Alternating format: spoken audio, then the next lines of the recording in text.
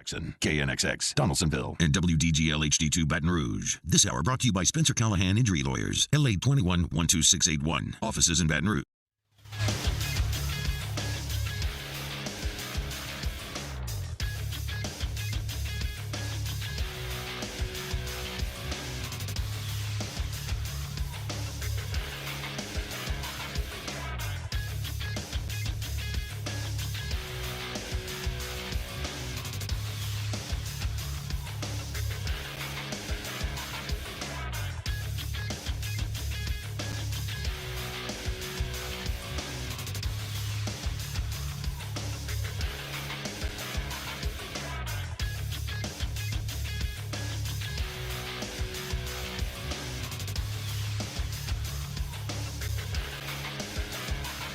Good morning, everybody. It is 7 a.m. on Wednesday, October 25th.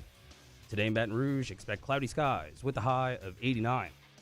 You can follow us on Twitter, Instagram, and TikTok at OTB_ESPN, or catch us on YouTube at the 1045 ESPN channel and subscribe for daily content. Hour number 1 of Off the Bench, live from Mercedes-Benz Baton Rouge Studio, starts now. Let we go! All-Star Toyota presents Off the Bench with Jacob Hester and T-Bob Hebert. Yeah! Off the Bench with Hester and T-Bob. Hey, P, they said I gotta come off the bench. All-Star Toyota presents Off the Bench with Hester and T-Bob. Yo.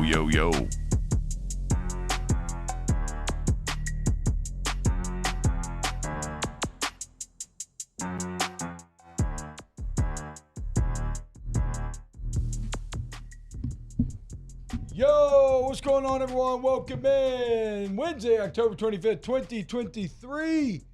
And this is a new episode of OTB. Of course, got some college football to break down. Full weekend slate coming up. Also, the Pelicans back in action today. I just realized I forgot to put on my jersey. But Pelicans game day officially back, boys. That's right. The new journey begins anew today. We're going to go over some Brian Kelly sound in hour number 3. We'll do some fun things, talking about Pels, and we got a cool promotion going on hour 3 that you're going to want to check out. We got Matt Flynn coming by for some flustering. Probably a lot of random college football talk. But then Brian Kelly met with the media yesterday, and so we'll break that down. What's going on, boys? How are we feeling today? The Phillies lost, so I mean, yeah, it's good. They didn't make it to the World Series. You hate to see it. So, yeah, I know many Braves fans very happy. Arizona definitely representing the lesser two evils. Shout out to one of my favorite Twitter accounts, Mr. Clue Haywood, for his Diamondbacks getting the big dub. if you would have bet Diamondbacks Rangers in May, it was something like plus 30,000. Yeah, didn't they both lose 100 games last year? The Rangers was 2 years ago. They lost 100 games, but still, not that long ago. Yeah, that's insane. Congrats to both fan base, though. I feel like I'm a young kid again, Jake. Are Kurt Schilling and Randy Johnson on that mound? I haven't been watching the games. Do you even Is Luis Gonzalez? Yeah. Is Craig Counsell up there with his bat reaching the top of the stadium? He actually coaches for the Brewers, but I appreciate the reference. Okay, yeah. For some reason, that team does stand out in my childhood. I don't exactly know why. Congrats up to both fan bases. It feels like it's been a pretty fun baseball playoffs. All right, how are you boys feeling back there? Feeling good. Speaking of teams that lost, the Lakers lost last night. Yep. The Pelicans are ahead of them in the Western Conference standings. That's right. Shout out Half a Jeremy game. Hill if you're out there listening somewhere. So, yeah, good vibes over here. Yeah, and the Denver Nuggets getting their rings, hang the banner last night. Nikola Jokic said during his 2 months away, or however long the offseason was, that he didn't play any basketball really. And then what did he do last night? What was the final stat line? It was something like 38, 15, and 11 or something crazy. Just another insane triple-double for Jokic to start the season. Yes, went ham last night. All right, let's get to the Brian Kelly sounds. Brian Kelly had his only media availability yesterday, and he filled in the corners on some of these some of the questions that you may have about this team right now. First off, he was asked, and really, look, a lot of this conversation is going to center around the cornerback position because, quite frankly, you just don't have any left. And it's for a myriad of reasons, some more confusing than others. But first, Zy Alexander going down last game on the interception. Here's an update on his availability. Yeah, he's going to miss some time. He's got a lower body injury, so he'll miss some time. Mekhi Wingo has got a lower body injury. He's going to miss some time as well, so both those guys will miss some time. Right now, it's hard to say. Both of them are not practicing. We'll see what happens next week. Yeah, it's okay. So if reading between the tea leaves, or reading, just kind of between the lines there, I have the feeling that Zy Alexander is probably going to be out for a while.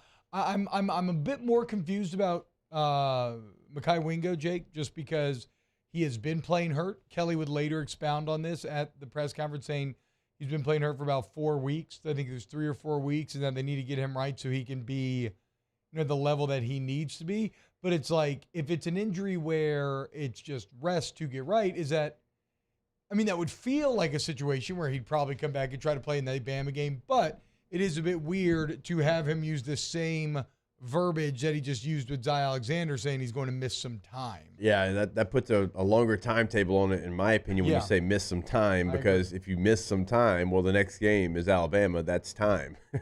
It doesn't make me believe that he's going to be available to play in that game. And so, obviously he's a big one. Mekhi Wingo is an All-American type defensive tackle, but with what you have and what you don't have available, Zy Alexander might be even more important. Now, I don't think he's the player that Mekhi Wingo is, but considering where you're at that position, you're going to be counting on players that just haven't done it before. Yeah, ain't no might about that. You're absolutely right. And, well, at least you still have a former 5-star in Denver Harris and an all-ACC performer in Deuce Chestnut, right? Here was Brian Kelly asked about those two.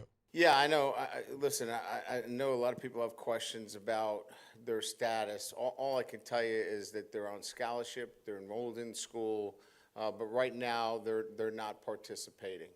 They're still in the program, they're still in good standing, but they're not able to play right now. So let's leave it at that. Let's be patient, and we'll see what happens down the road.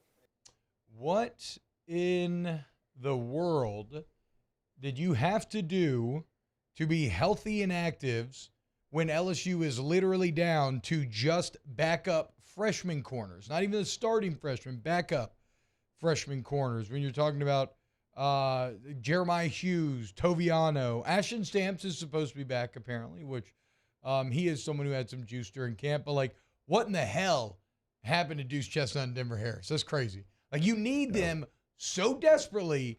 They're healthy. And yet whatever they did warrants them not even being active. Yeah, that's, typically if you get an answer, it's going to be, well, they're no longer with us. They're not doing the right things. So I don't know what that could be. I'm not sure exactly what happens there. If they're on scholarship, they're enrolled in classes, in good standing, but you're just not playing for us right now. And look, I'll just say it, man. I don't think this is crazy. This cornerback thing is enough to push me to say that I think that Alabama is going to win the game. It doesn't mean that I'm not going to cheer as hard as I can for LSU to pull this thing off. I would love to be shocked by some sort of extra normal performance from this defense or something. But when you're down to 3 freshman corners on a defense that already isn't that good, I guess it just keeps going back to this. Your weakness is so much more glaring than their weakness. Their weakness is an offense that isn't the best, but Jalen Milroe is still the second highest rated passer in the SEC, right behind Jaden Daniels.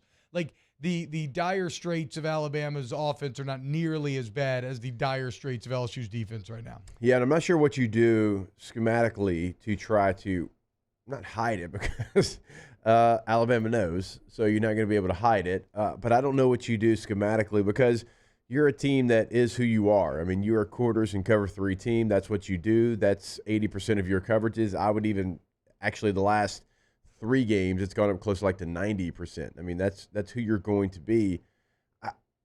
I don't know that you can do anything, T. I don't know what you're going to be able to say, okay, well, let's just do this. Let's play it safe. There's no safe. And so it's going to be a real challenge. And, you have Sage Ryan, who will also kind of be in that rotation. Right. But remember, Sage is a converted safety. Yeah. I mean, he played some nickel certainly in his career, but, I mean, he came into LSU as a safety. So you have 3 freshmen and a converted safety right now. Yeah, and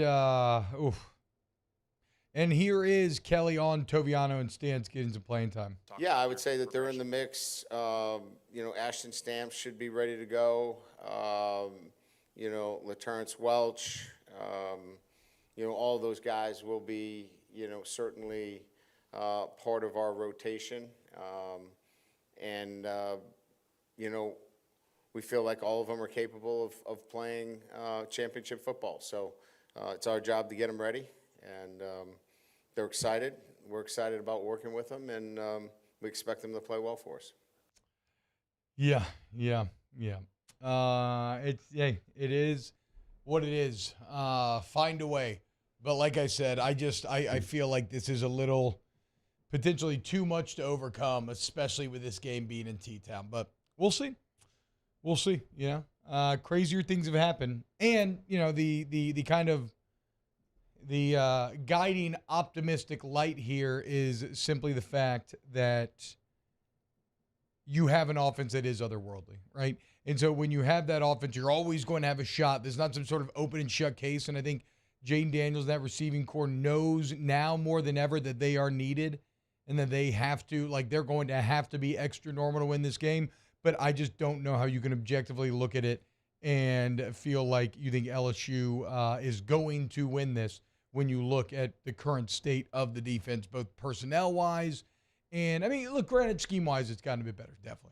They've been playing better responsibilities, everything we talked about. But, yeah, I'm not feeling very bullish here on this Wednesday, October 25th. I do think LSU's offense has some advantages against Alabama's defense. Definitely. And so it's going to be more of that style of game. And we've seen LSU get into this style of game. They've won one of these and they've lost one of these as far as a track meet. You lose to Ole Miss and you beat Mizzou. So they've been in these games before, and the offense has won out. And when you look at Alabama's defense, like when they've played a high-powered offense, they did struggle. So it can be done. You can score some points on them, and you just need some stops. You're not going to shut them down. We know that. We know that based off what you've done and now what you have available. I would not say this is a dynamic Alabama offense. I would say this is an efficient Alabama offense. That is a completely different thing than being dynamic. So you just have to get a handful of stops because your offense still is going to have advantages. You don't have to come in here and hold them to 14 points. That's not what your assignment is. And so I think the defense has to realize that as well, because your offense can go out there. They scored on Alabama's defense a year ago. Yeah, I'm not worried about them putting up points. Yeah, I agree with you there. It's just I am worried about you stopping Alabama from putting up points. But yeah, LSU's offense is definitely going to have success. So we'll see. Am I being a bit too defeatist? I don't know. Maybe so. It's just, man, how to go so bad at corner, It is. Well, you got J.K. Johnson coming in from Ohio State. He's out for the year. Yeah. You got Denver Harris coming over from A&M. Don't know what's going on there. You got Deuce coming over from Syracuse. Don't know what's going on there either. You got Zay Alexander who comes over from Southeastern. He gets hurt intercepting a pass against Army in last play of the half. You got Mekhi Gardner, who probably shouldn't have left for the NFL. Minus the probably. Yeah, it really is a perfect storm of bad at arguably the second most important position on defense, maybe first. It's on corner versus defensive end. I think feel like edge rusher one, corner two. That's what I think. That's what I think as well. We'll see. They're gonna have to figure out how to stop Jermaine Burton though, because if you watch his Alabama offense this year, Jermaine Burton is the thing that makes everything go. Like when they are struggling, he is quiet, and the second Jermaine Burton starts making plays is when the offense kicks into gear and starts scoring. So we will see. We will see. Again, maybe somebody does. Hey, you know what though?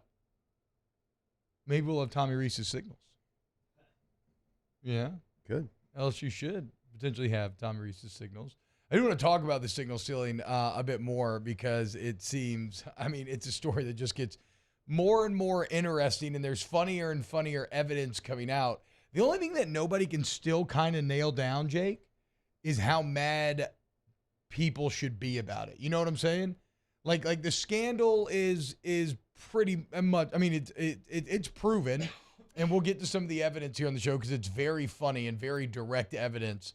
But I still see a bit of a mixed bag reaction on how big of a crime this maybe is in the football world. So let's get into it next here on Off the Bench. Off the Bench with Hester and T-Bob. ESPN Baton Rouge, New Orleans, Alexandria, and 1130 The Tiger. Go to All-Star Toyota of BatonRouge.com, All-Star Toyota of BatonRouge.com. You want to go to All-Star today, whether you're looking to buy new, used, maybe a Toyota certified used vehicle. That's where you still get that excellent warranty coverage. Maybe you just need a rent. Maybe you need a lease for a few years. You want like a new car. Look, the bottom line is that All-Star can be your guide. They can find you exactly what you need. Go to All-Star Toyota today, All-Star Toyota Baton Rouge. Go to the website, go to the top left corner of the website, click on new, and then scroll down to build your Toyota. And remember, you can add whatever you want to your Toyota. You can take away whatever you don't want in this brand new Toyota. It is customized to your likings, whatever you want. You want to go black on black in the murdered out Mini like T, you can do that. You can do the Stormtrooper look with that new 4Runner. You got all white with black tires and rims. You can do whatever you want. It is yours to customize. Go to the website to do it today, allstartoyota.batonrouge.com. Our listeners fire off their opinions on the jimsfirearms.net hotline at 499-1045. Keep listening for your next chance to shoot us your thoughts with the jimsfirearms.net hotline on 1045 ESPN Baton Rouge.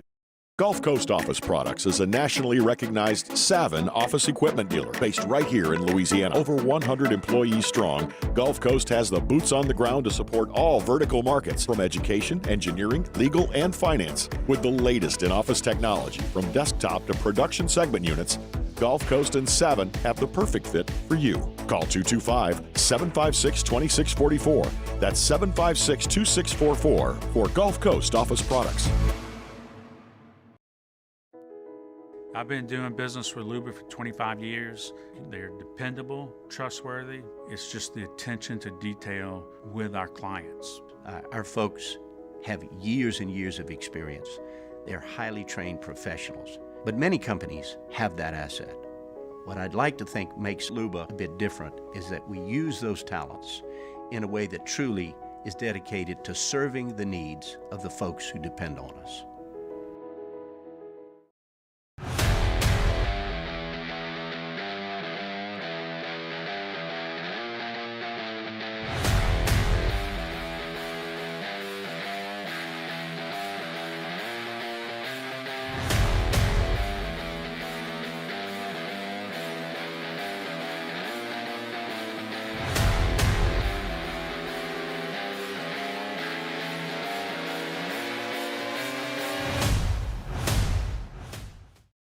Dylan Cruz here to tell you about Six Rings Baseball and Softball Camp. If you live on the North Shore and play ball, go to Six Rings Camps with former LSU assistant coach Dan Canaveri. His knowledge is second to none, and your child will improve and have fun doing it. Camps were held at Coquille Park and Six Rings Academy in Covington with 4 sessions over the summer. Full day and morning only sessions are available from ages 7 to 13. Go to sixringsbaseball.com or call 985-206-9096. Learn the game to love the game.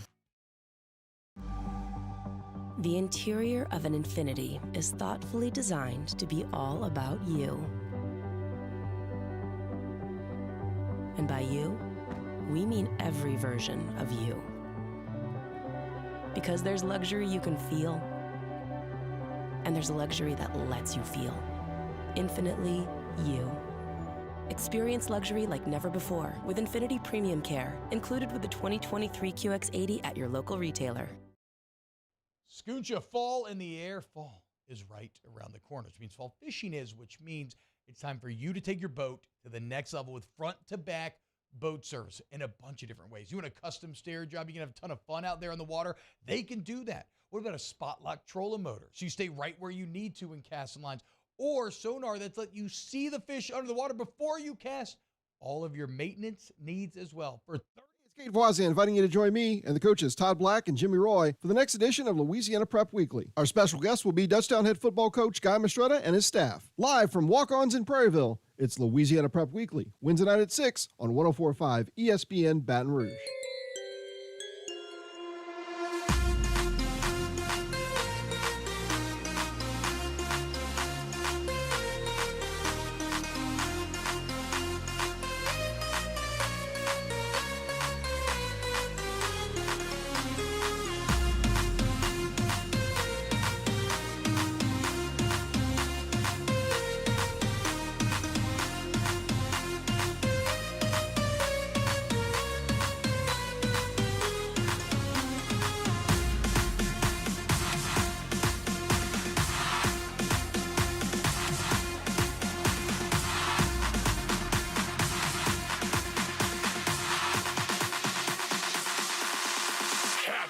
All-Star Toyota presents Off the Bench with Hester and T-Bob. ESPN Baton Rouge, New Orleans, Alexandria, and 1130 The Tiger. What's going on, y'all? Welcome back. OTB, let's get us your comments. YouTube.com/1045ESPN. Go Edit says, got to put pressure on Milroe to help with the DBs. Yes and no. Like we kind of pointed out, pressure on Milroe has been kind of irrelevant this year because there's been a ton of it, but it hasn't really mattered at the end of the day. It's one of the rare games that I can ever say when I'm like, I don't think that it doesn't hurt. Don't get me wrong. I'm not saying like that pressure's not going to at least help in some way, but it doesn't feel like a major key in this one, in my opinion. Sean Z says, Bama going to try to run the ball to keep the ball out of J.D.5's hands. Defense got to stop the run. I would agree with that probably more, right? That might be Alabama's best opportunity to limit LSU's chances offensively and to kind of control the game. Look at the second half against Tennessee last week, a half in which they outscored Tennessee. Was it 24-0? Yeah. I believe, right? And I think they threw the ball 7 times. So all they did was just run it with McMillan. So they didn't even have like a ton of success, just enough success running the football to keep the clock going and keep it away from Tennessee. So I agree with Sean there. If you offered me a choice of what do you want, better pass rush or better run defense this game, I would go with the latter to not let them control the flow of the game as much. And then Mario made a good point in the chat saying, key to the game is the D-line. Ojulari destroyed them last year. Yeah, I mean, I don't know if I don't know what the D-line is. It's been a weird year for them. They're not bad, but they're not really super impactful either yet. They've been playing better as of late. In fact, the entire defense has been playing better. Here is Brian Kelly. This is 6 there, Mario. But here is Brian Kelly talking about the defense gaining confidence. I think I've said it, a number of times. I think our structure needed to, be clearly defined. I think, putting the pieces together in a manner that allowed our guys to trust each other, do their jobs as 1/11th of the group, allowed us to build confidence as a group. And then you got to make some plays, right? We made some plays, and it had spilled on. It has, obviously gave the guys and the unit more confidence, and you get confidence by making plays, and they hadn't made a lot of plays, quite frankly. So structure, trust, and making plays, I think those 3 components coming together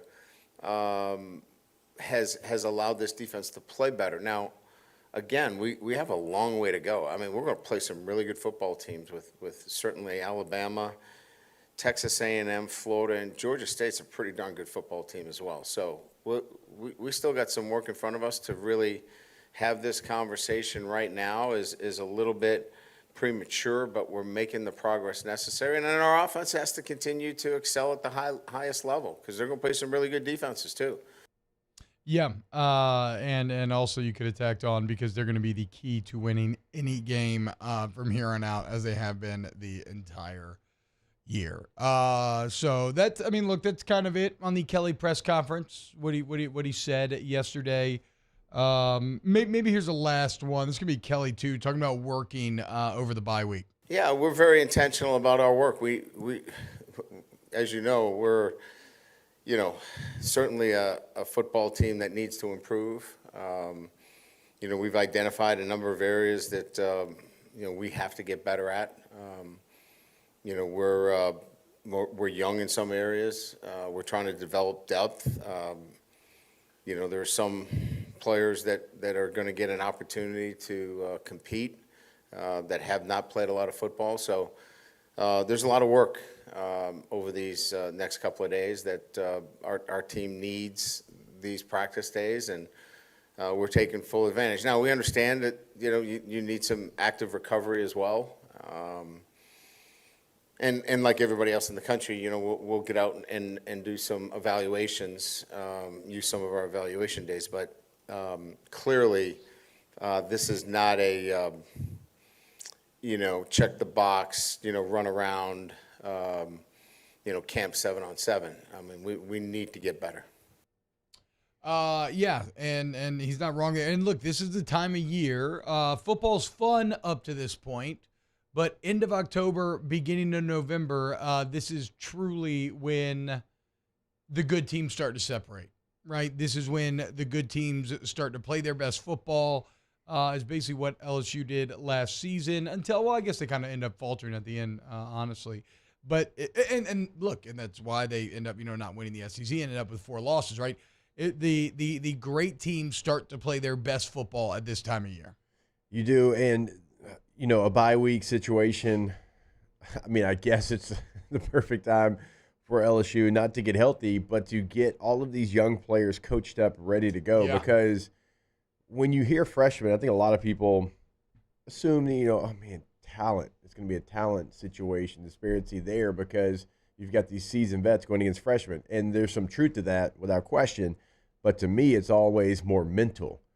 Mental in the fact that you're going to be now – it's baptism by fire. You're no longer going to be like walking. You're going to be sprinting into this game because you got to be able to get checks on the fly. You got to get hand signals. There's going to be a lot of things going on in your mind. And, oh, yeah, I've got Jermaine Burton in front of me. And so, like, a bye week for them is important just to make sure that they know what they're doing and they can move fast and on the fly. And so, we talked about the bye week and maybe what it meant to a really hot football team. I think that was yesterday, even Monday. But right now, with all the new that you're going to have on there on defense, and you probably need it. And, like, for the older players, like, this probably was like, hey, let's get some rest. Let's get 3-4 days off. But I would assume those young players, they probably were in there every single day, even if it was an off day. Yeah, I would hope so. And, hey, don't be scared, okay? Don't be scared going into this thing. Just go, leave it all out there on the field. Let it hang out and just see what happens, man. All right, when we get back, let's talk a little bit about the Michigan cheating scandal, as some of the evidence coming out is really, really funny and really fascinating. The numbers as well. Correlation does not always equal causation, but it can feel pretty damning sometimes. Keep it locked right here on Off the Bench. Off the Bench with Hester and T-Bob. Noel Family Distillery. Go check them out today. Wherever your local bar, grocery store, whatever, you ask for Noel. Okay? And buy from the boot. This is right out of Donisville. Old Devil down there. And it's been a passion product and a labor of persistence and love. And that's why the Louisiana tree frog is their logo, the official amphibian of the state of Louisiana, known for its perseverance. For 6 years, they've been testing, trying, refining their taste to match the highest standards, okay? And so just put it to the test, keep it in the boot, buy from Louisiana, buy local, ask for Noel, and trust me when you try it, you are going to love it. Noel Family Distillery. And something we haven't even really done, a lot of talking about is their canned cocktails. They have that available as well. So you can find those 3 different flavors in the canned cocktails as well. So many different things they can do. So many things that T-Bob's already tried. You should try them as well. Ask about them in your local bar as well and in Tiger Stadium, noeldistillery.com. In times of need, get a full list of phone numbers, websites, and other important emergency information on the Demco Stormwatch page at 1045ESPN.com. Would a couple that just came from a couples massage have any use for the massage seats of the Infiniti QX60? Yes, it appears they would. With driver and passenger massage seats, mute all your notifications and feel infinitely you.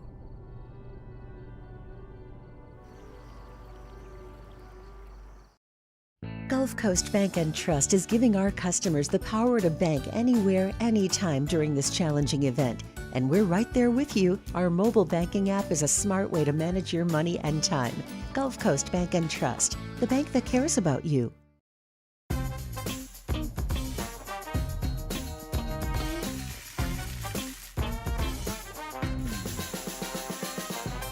The best kept secret in town is out. Discover Tallulah at the Renaissance Hotel on Bluebonnet. Bayou Ford is taking $10,000 off MSRP on select new 23 Ford F-150 trucks. And all new Bayou Ford vehicles come with a 1 million mile warranty. The crew at Bayou Ford is going to do right by you. The world's leaders in obesity research, obesity medicine, and obesity science are right here. We're doing something that no one's ever done or trying to answer a question that no one's ever asked before. Pennington is a real jewel when it comes to research. We are finding the solutions to the world's worst chronic disease, which is obesity. Louisiana needs Pennington Biomedical. Running Boards Marketing can help you get their attention. Imagine your brand's message on a giant LED billboard truck that can't be skipped and is nearly impossible to ignore. Running Boards Marketing is the leader in effective and affordable advertising on digital mobile billboards, which are 2 times more effective than traditional billboards. With a 97% recall rate, you'll leave a lasting impression with your customers.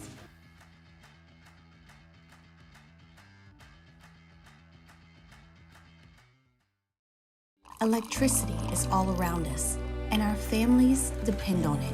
Every day is sparked by the power of a cold drink or a warm meal, a movie night, and a comforting light at the end of a dark hallway.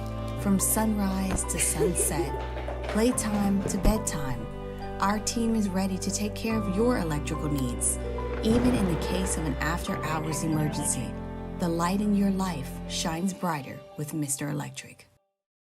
Gulf Coast Office Products is a nationally recognized Savin office equipment dealer based right here in Louisiana. Over 100 employees strong, Gulf Coast has the boots on the ground. Kate Voisin inviting you to join me and the coaches Todd Black and Jimmy Roy for the next edition of Louisiana Prep Weekly. Our special guest will be Dutchtown head football coach Guy Mistretta and his staff. Live from Walk-Ons in Prairieville, it's Louisiana Prep Weekly, Wednesday night at 6 on 104.5 ESPN Baton Rouge.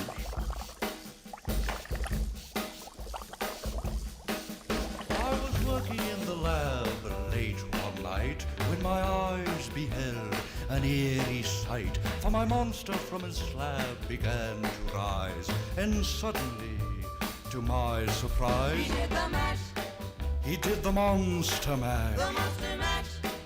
It was a graveyard smash. He did the mash. All-Star Toyota presents Off the Bench with Hester and T-Bob. ESPN Baton Rouge, New Orleans, Alexandria, and 1130 The Tiger.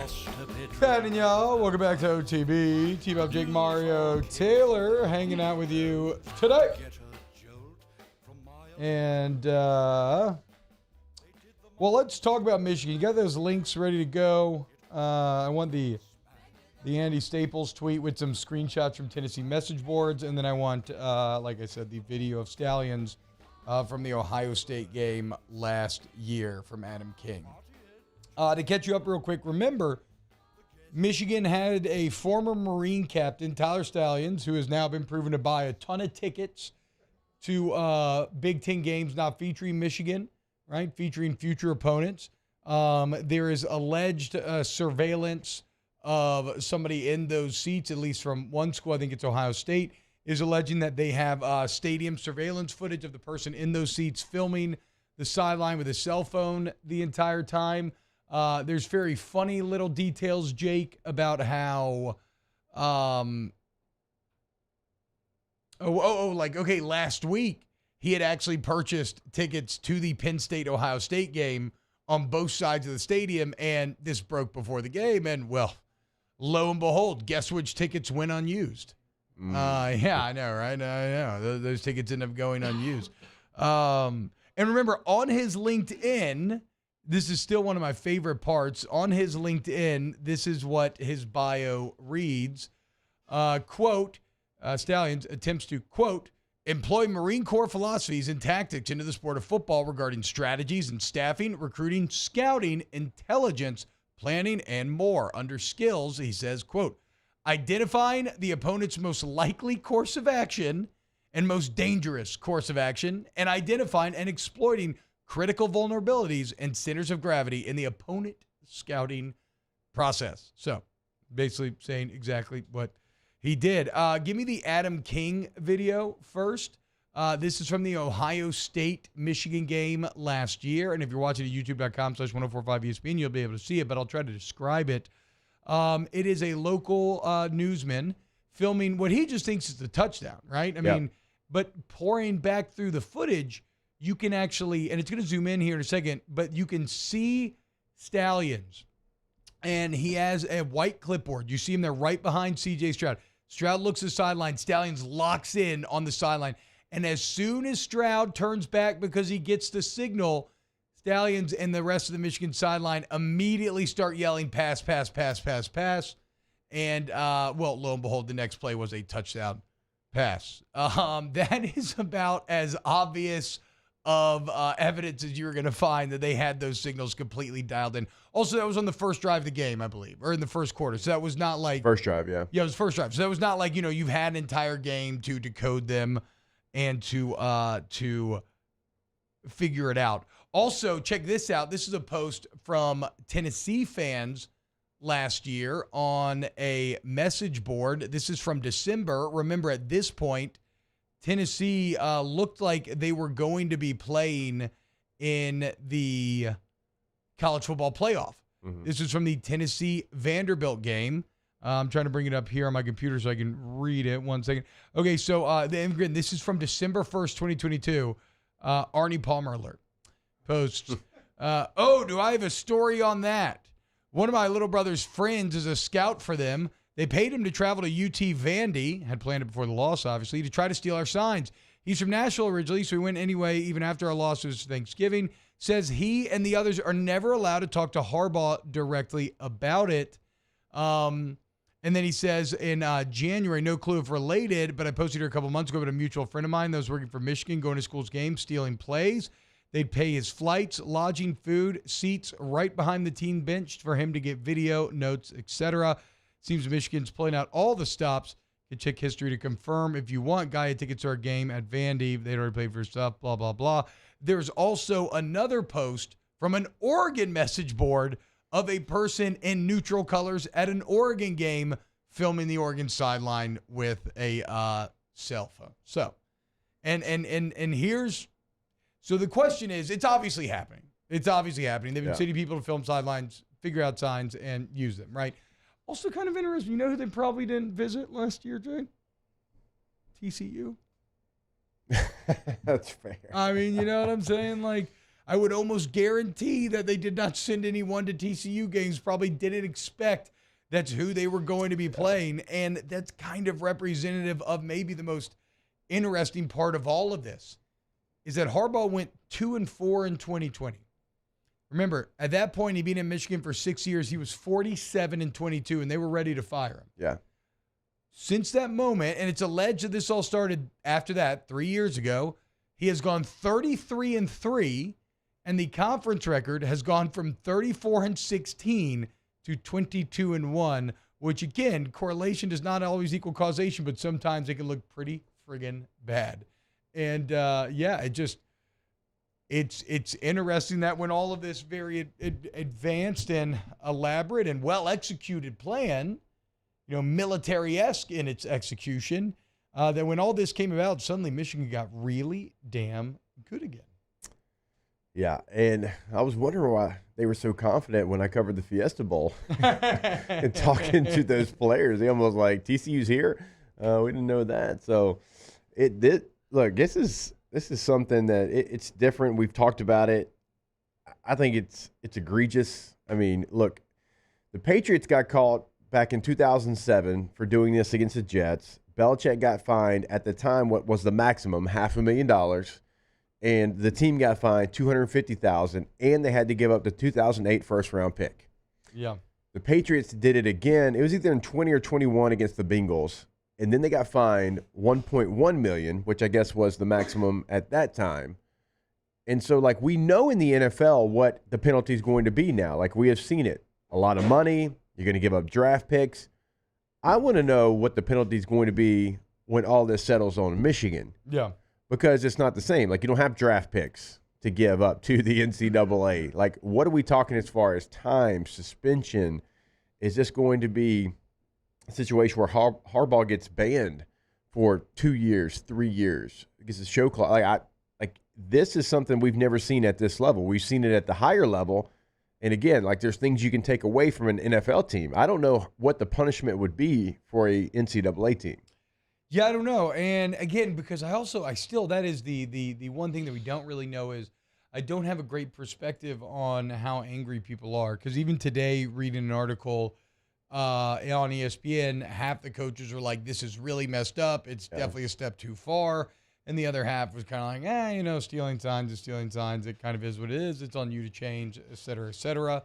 But you're also not thinking that someone is planted inside of the stadium every game of their opponent coming up, filming it, and then matching it with the All-22. No, I know. That's what I'm saying. It is a step. I mean, Coach Prime's like, go out there and still execute. Yeah, it is. Well, exactly. So I will say this. It seems like the rest of the Big Ten is very upset with him. Yeah. And so maybe the Big Ten has to step in and do something here because the NCAA. I think the Big Ten does something way sooner than the actual NCAA. That's what I'm saying. The NCAA is going to be forever away. I would say Harbaugh needs to pull a Bill Self. You got to become too big to fail. Go win the Natty this year and basically make yourself untouchable. No, the NCAA and others do not want to tarnish national champions because when you do, it takes away from the sport as a whole, right? It's like when everybody's yelling during all of the Zion Williamson stepdad drama and Wade and Will Wade. It's like, well, why isn't Duke getting in trouble? Hello. Are you going to go tear down Coach K? Are you going to take down your sports Jesus? Like, what are you talking about? No, too big to fail is a real concept.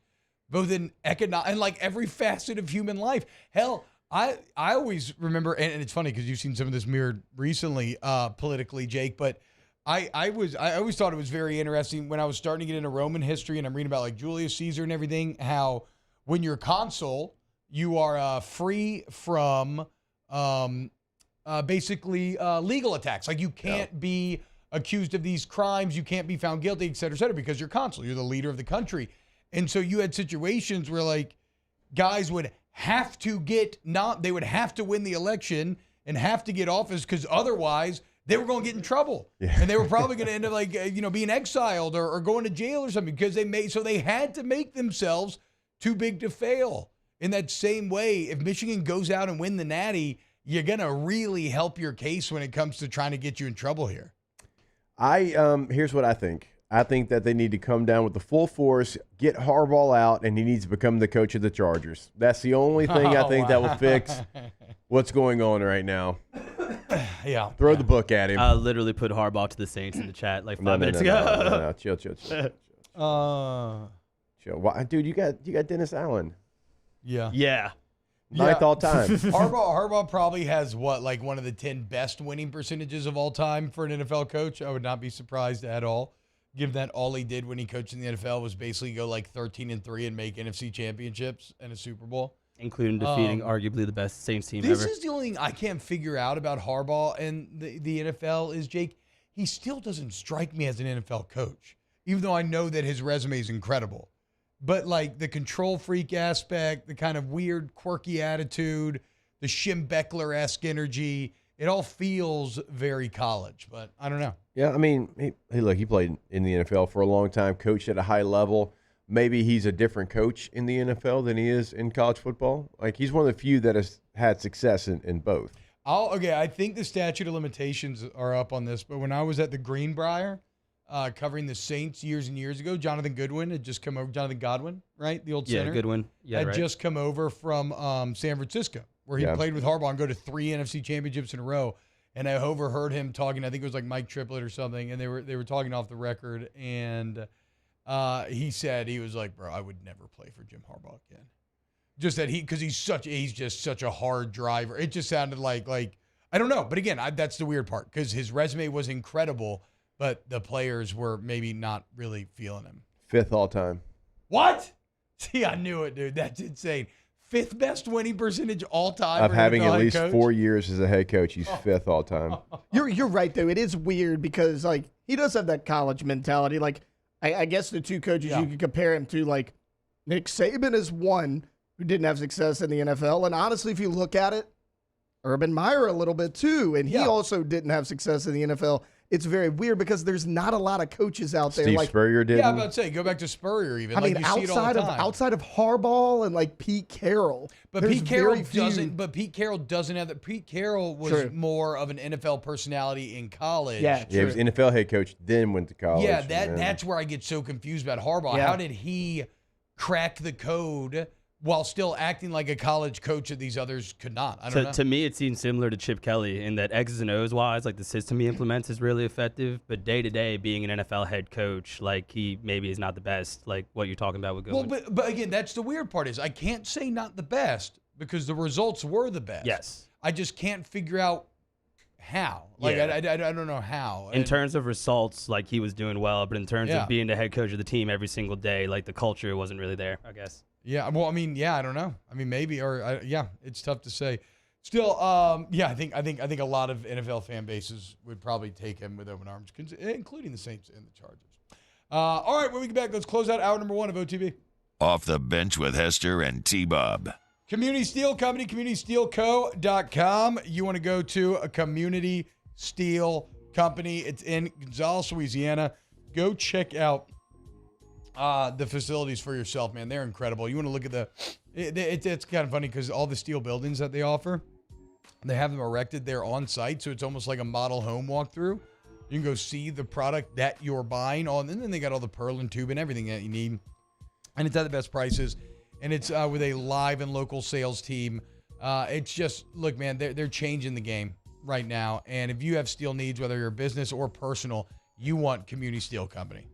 Go to their new website, CommunitySteelCo.com. Now, same web address, but they have updated this site. The thing that we love about it says right there, first thing you see in big, bold letters, Community Steel based in Gonzales, Louisiana. They let you know that they are local right there from Jump Street. So go check out that new website. Also call them at 225-647-2020. Our listeners fire off their opinions on the JimsFirearms.net hotline at 499-1045. Keep listening for your next chance to shoot us your thoughts with the JimsFirearms.net hotline on 1045 ESPN Baton Rouge. Bayou Chrysler Dodge Jeep Ram is celebrating Ram Power Days with $15,000 off MSRP on new 23 1500 trucks, $15,000 off, and a 1 million mile warranty. Plus, we'll pay your trade-off regardless of what you owe. The crew at Bayou Automotive is going to do right by you. When is a taco more than just a taco? When it's Government Taco. Voted best tacos 3 years in a row by 225 Magazine, Government Taco puts the most delicious spin on tacos the capital area has ever seen. With creative combinations like the Magna Carrot, the Filibuster, or the Steak of the Union. Plus perfect tortilla chips paired with the best salsa and queso you've ever had. And happy hour every day from 3 to 6 p.m. and all day on Thursday. Government Taco, 5621 Government Street. Follow us on Twitter at 1045ESPN to cast your vote in the Citizens Bank and Trust Poll of the Day. Vote daily inside Off the Bench, live at lunch on Palmer. And after further review, Citizens Bank and Trust brings you the Poll of the Day via Twitter at 1045ESPN. It was a humid day, barefoot children play, looking for that summer shade. Time just slips away. Oh, Louisiana, some kind of hold on me. Like cypress stumps, your roots are planted deep inside of me. Dylan Cruz here to tell you about Six Rings Baseball and Softball Camp. If you live on the North Shore and play ball, go to Six Rings Camps with former LSU assistant coach Dan Canaveri. His knowledge is second to none, and your child will improve and have fun doing it. Camps were held at Coquille Park and Six Rings Academy in Covington with 4 sessions over the summer. Full day and morning only sessions are available from ages 7 to 13. Go to sixringsbaseball.com or call 985-206-9096. Learn the game to love the game. The interior of an Infiniti is thoughtfully designed to be all about you. And by you, we mean every version of you. Because there's luxury you can feel, and there's luxury that lets you feel. Infinitely you. Experience luxury like never before with Infiniti Premium Care, included with the 2023 QX80 at your local retailer. Scooncha, fall in the air. Fall is right around the corner, which means fall fishing is, which means it's time for you to take your boat to the next level with front-to-back boat service in a bunch of different ways. You want a custom stair job, you can have a ton of fun out there on the water. They can do that. What about a spot lock trolling motor? So you stay right where you need to in casting lines. Or sonar that's let you see the fish under the water before you cast. All of your maintenance. This Sunday, we bring you a trio of NFL games. We start with the noon kickoff, the Rams at Cowboys. Immediately following that, it's the Bengals and 49ers. And then our night game, the Bears and Chargers. Tune in to catch all those games here on 104.5 ESPN Baton Rouge.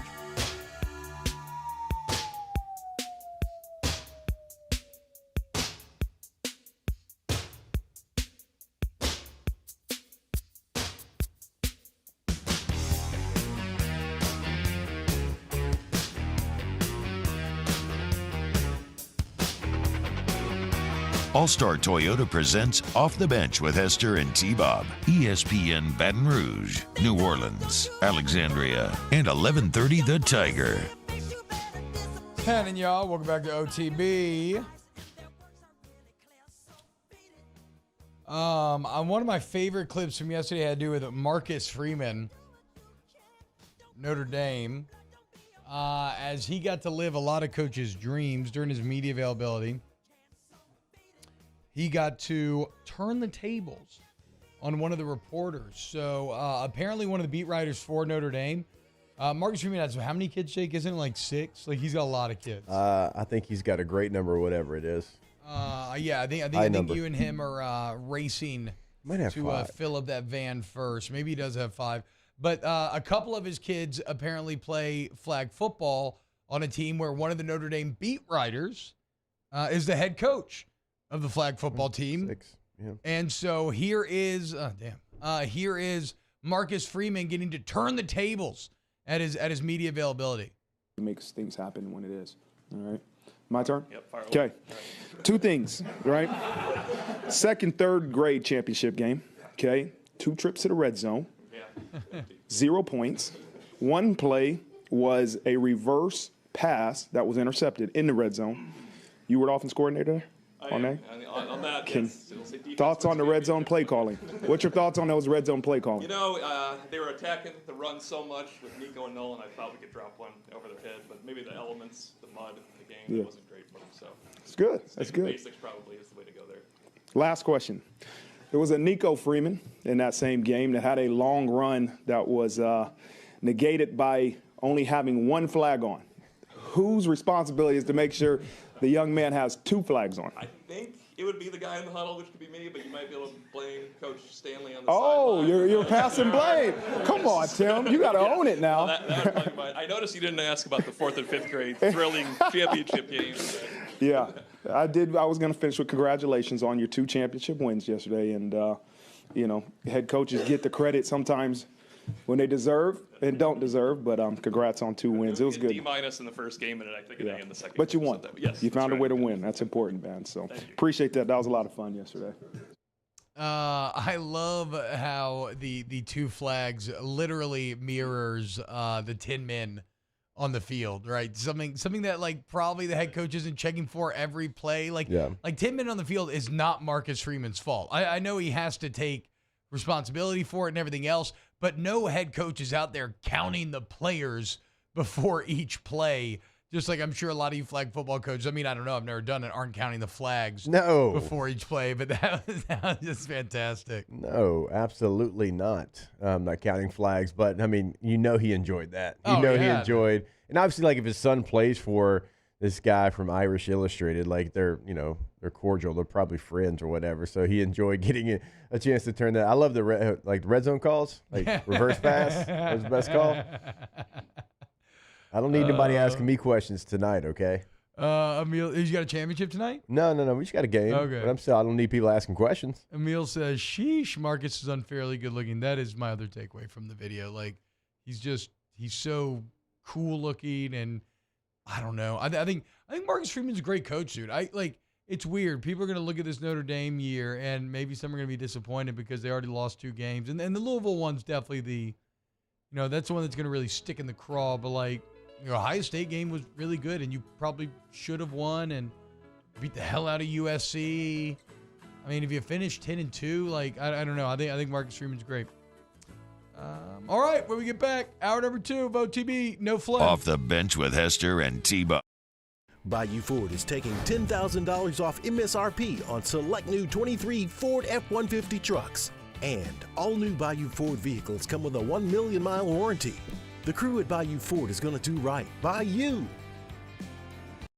The world's leaders in obesity research, obesity medicine, and obesity science are right here. We're doing something that no one's ever done, or trying to answer a question that no one's ever asked before. Pennington is a real jewel when it comes to research. We are finding the solutions to the world's worst chronic disease, which is obesity. Louisiana needs Pennington Biomedical. Running Boards Marketing can help you get their attention. Imagine your brand's message on a giant LED billboard truck that can't be skipped and is nearly impossible to ignore. Running Boards Marketing is the leader in effective and affordable advertising on digital mobile billboards, which are 2 times more effective than traditional billboards. With a 97% recall rate, you'll leave a lasting impression with your customers.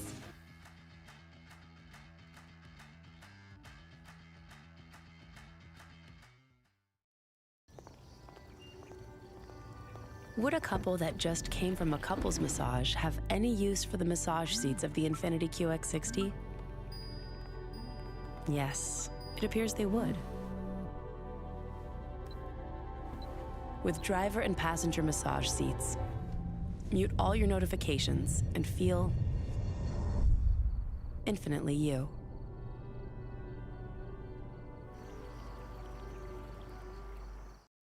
Electricity is all around us, and our families depend on it. Every day is sparked by the power of a cold drink or a warm meal, a movie night, and a comforting light at the end of a dark hallway. From sunrise to sunset, playtime to bedtime, our team is ready to take care of your electrical needs. Even in the case of an after-hours emergency, the light in your life shines brighter with Mr. Electric. Gulf Coast Office Products is a nationally recognized Savin office equipment dealer based right here in Louisiana. Over 100 employees strong, Gulf Coast has the boots on the ground to support all vertical markets, from education, engineering, legal, and finance. With the latest in office technology, from desktop to production segment units, Gulf Coast and Savin have the perfect fit for you. Call 225-756-2644. That's 756-2644 for Gulf Coast Office Products.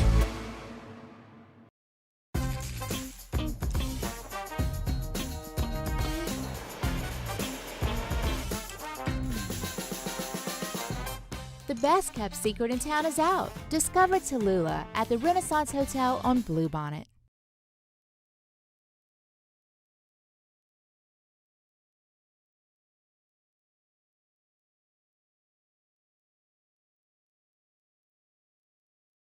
family active this fall? You've got it at Southern Oaks Athletic Club. Voted best fitness and health club in Baton Rouge, this premier athletic club features world-class fitness amenities and over 50 group classes every single week. Tennis enthusiasts enjoy top-notch programming on hydro clay and hard courts, and families love the giant heated and cooled pool with food and beverage. And parents enjoy all the amenities while kids are having a blast in the fun zone. So join us and save $200. SoakItUp.com. Insurance companies have teams of professionals to fight your claim.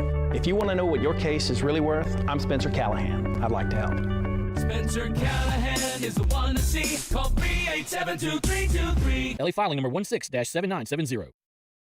WNXX, Jackson, KNXX, Donaldsonville, and WDGL HD2 Baton Rouge. This hour brought to you by Spencer Callahan Injury Lawyers, LA 21-12681. Offices in Baton Rouge.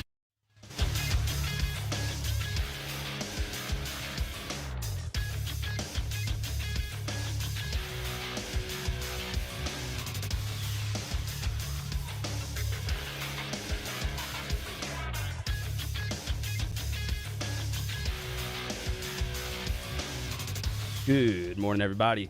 It is 8 a.m. on Wednesday, October 25th. Today in Baton Rouge, expect cloudy skies with a high of 89.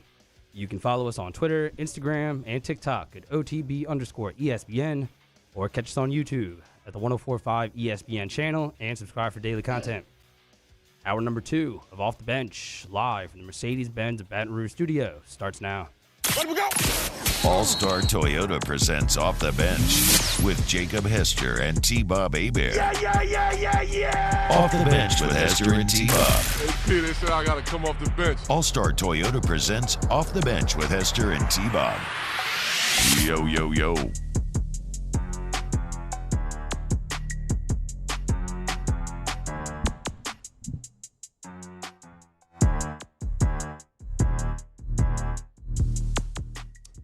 What's going on, y'all? Welcome to hour number 2 of OTB. Opening segment of hour number 2. Time for an opening salvo brought to you by Skull Baton Rouge. The grand opening going down next Wednesday, November 1st, 6 to 9 p.m. That's at 1027 West Lee Drive. It's over there by Mike Anderson's. Free axe throwing, free beer, drinks, and snacks, raffle prizes, and more. Staff, it is 18 plus due to liquor laws, so you cannot bring the kids, but the boys, the girls, company, whatever, come out to Skull next Wednesday, 6 to 9 p.m. That is going to be a ton of fun.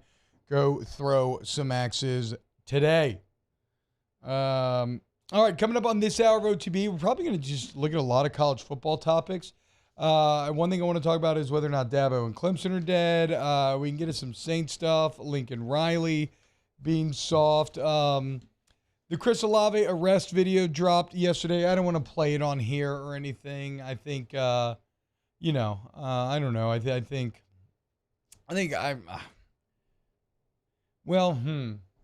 people have very strong opinions either way. I don't know that I have a strong opinion either way. Some people are very upset with speeding that much. I've talked to other people that say that everybody speeds like that there. I don't know. Some people say you should definitely be arrested if you're going that fast. And I've talked to a bunch of people that are like, no, I was going that fast and I got pulled over there and I got let off. So I don't think they needed to arrest him. I also think posting the body cam video on their YouTube channel, the Kinder Police Department, after not posting for 5 years is a little interesting. But, I don't know. It's, again, I don't think, well, some people, whatever, I guess some people are just going to get mad at me. I personally am not like super offended or outraged by the entire thing. Let's go ahead and start to talk about, and Jake, if you can, what Dabo sound were you talking about? Because this idea of Dabo and Clemson being dead, are you talking about the lightning of the bandwagon quote that he had from last week, or is there new Dabo sound that I missed? I mean, so there's actually a couple of different ones. There's the one when he talks about the suicide watch. There's one where he talks about his quarterback Cade Klubnik not handing the football off, and it wasn't an RPO. It's just the sound and the tone that he's going with. And this is a football program that has been a pillar of college football for the last decade. They've they're really the only school before Georgia that could rival Alabama as the standard of college football. And that pillar right now, it not only has cracks in the foundation, I mean, it is crumbling. Yeah. And remember their approach, transfer portal. They've taken 2 players. Of the 2 players, the first one was someone who signed with Clemson, went somewhere else, and came back.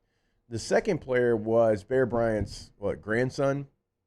Great-grandson, something. So, obviously, Dabo Swinney has ties to Alabama. It's where he played college football. Yeah. So, those are the 2 players that he has taken out of the portal. You have to catch up to the times. NIL space. He hates it. Doesn't like it. Talks about it often. Mm-hmm. Every other school is doing all of those things. And As he makes $10 million a year just in base salary, not even including all of his other deals that he gets through advertising and everything else. But, yeah, screw the players. So you can say, why should they get any money? Yeah, and you can say, okay, well, Georgia didn't take a player last year. Well, Georgia did this year because they realized it. And also, Georgia has stacked up 3 number 1 recruiting classes in a row where they could afford to do that because they had 5 stars waiting in the wings. Clemson's not had that. They've had good recruiting classes. They haven't had Georgia recruiting classes. And so now you have a roster that it has deficiencies because you have not plugged those deficiencies through the transfer portal. And you're not going to get players if you don't buy into the NIL. You can hate it. If we talk to 133 FBS coaches, I guarantee you 100 of them would say, man, I don't like anything about it. But you know what those 100 coaches are doing? Something about it. Yeah. They're making sure that they have the collective. They're making sure that they're diving into the portal. Clemson right now is on the verge, if they continue on with Dabo Swinney in this mindset of being irrelevant. They're 4-3 overall right now. They've already lost, 3 games? They're 2-3 in the ACC. Yeah. Duke is ahead of where you're at right now in the ACC. You got a problem at Clemson, and what we've known to be a foundation piece to college football is already, in my opinion, just pebbles. Well, it's interesting, right? So this idea of is Clemson dead? I think the Clemson dynasty is very clearly dead. I don't think Clemson is done being relevant, though, right? Especially not in a 12-team playoff. I think that Clemson will continue to. But maybe what not makes you this believe year. that? They're 17th right now in recruiting rankings in the country. They take no players out of the portal. What makes you think, and this is not rhetorical, this is me throwing you a question, what makes you think that? Well, just because an expanded playoff, it's going to be easier to be relevant to that conversation and get in. And yeah, but they would. I mean, where they're trending though, T, they're not anywhere close to that. Not this year. I think this is an especially down year. But I mean, look, we looked at that 5-star chart yesterday. There were a couple Clemson guys on there. I think when the recruiting's all said and done, they'll probably be top 15, top 10 in the entire country. And if that's the case, I think you're going to be relevant. But the thing is, one of the problems is Clemson's run is kind of unbelievable. Like they are a victim of their own success in that I think the success they were having, Jake, is just unsustainable. Maybe unless you're Nick Saban, right? But that's why we've only seen one person sustain it such a torrid pace for so long. But look at Clemson from 15 to 20. They won 5 consecutive ACC championships, 6. In 15, they won a playoff game. They barely lost the Natty. In 16, they won a playoff game and won the Natty. In 17, they lose a playoff game. In 18, they win a playoff game and they win the Natty. In 19, they win a playoff game and they lose in the Natty. And in 20, they lose in the playoffs. So, I mean, you're talking 6 years in a row where they're making the Final Four. And a lot of times in those 6 years, they're making it and either winning or losing national championship. And I feel you. I don't think they're ever going to reach those heights again for every reason that you just said. But I have trouble believing. And also, look, let's be clear about this. They took advantage of a down ACC. Yeah. You weren't going Florida to keep State, all these teams down for that long. Louisville, North Carolina, Duke, all ranked. That's what I'm saying. You weren't going to keep all the so you had a kind of perfect series of events where Dabo was kind of entering his prime. It's pre-NIL and transfer portal stuff that he doesn't approve of.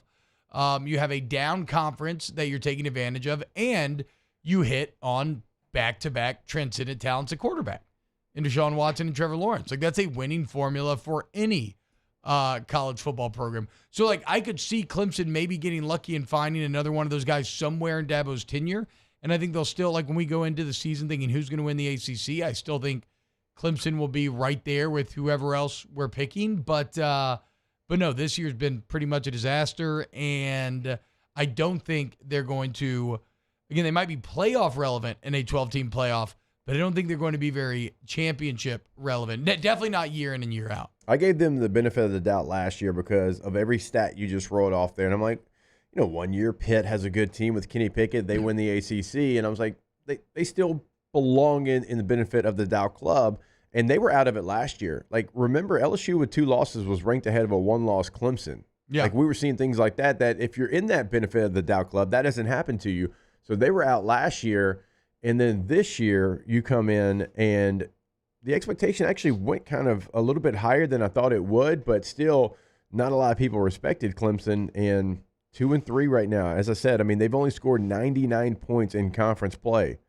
Like, Florida State has doubled that. Louisville has more. Carolina has more. Georgia Tech has more. Pitt has more. I mean, offensively, you're still just a really bad football team. And remember, you brought in Garrett Riley.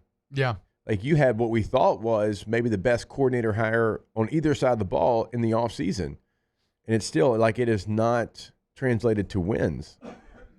Yeah, it's Do we have that? The Garrett Riley clip, or not clip, the Garrett Riley hire is interesting because we all thought that was going to lead to some big positive changes, and it has taken place. I mean, you know what they're missing, though? On top of not having the transcendent quarterback, they had transcendent skill position when they were winning, whether it was like C.J. Spiller, DeAndre Hopkins, like they had dogs. Mike Williams, T. Higgins. Yeah, they had dogs at the skill, but they don't have that. They have Shipley. Spiller. All they've got is Shipley right now, and that's pretty much it. And so until they can fix that, they're not going to regain. Their receiver room is bad right now. Yeah. Here's Dabo. I think this is after the Miami loss. Some coaches have employed sports psychiatrists. Have you ever done that? Oh, we got him. He's probably on suicide watch right now. No louder. Yeah. We got him. So again, just sometimes things don't go. I mean, I'm sure things have not gone the way y'all always want. Maybe in your professional career, from time to time, maybe you had a plan, you worked hard, and you did everything, and it didn't go the way you want. Well, I mean, you know what? You just gotta keep moving. You got to keep going. And so you got to, in a team environment, you have a decision to make. You stay together or you divide. A lot there. Stay together, not be divided. And earlier, before this, he singled out his quarterback, Cade Klubnik, and then also said, I just don't know what. I don't know what to do. Yeah.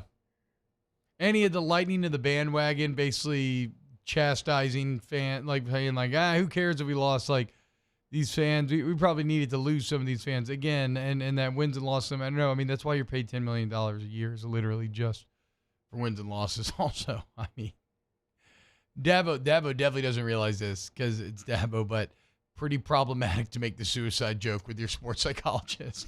Yeah.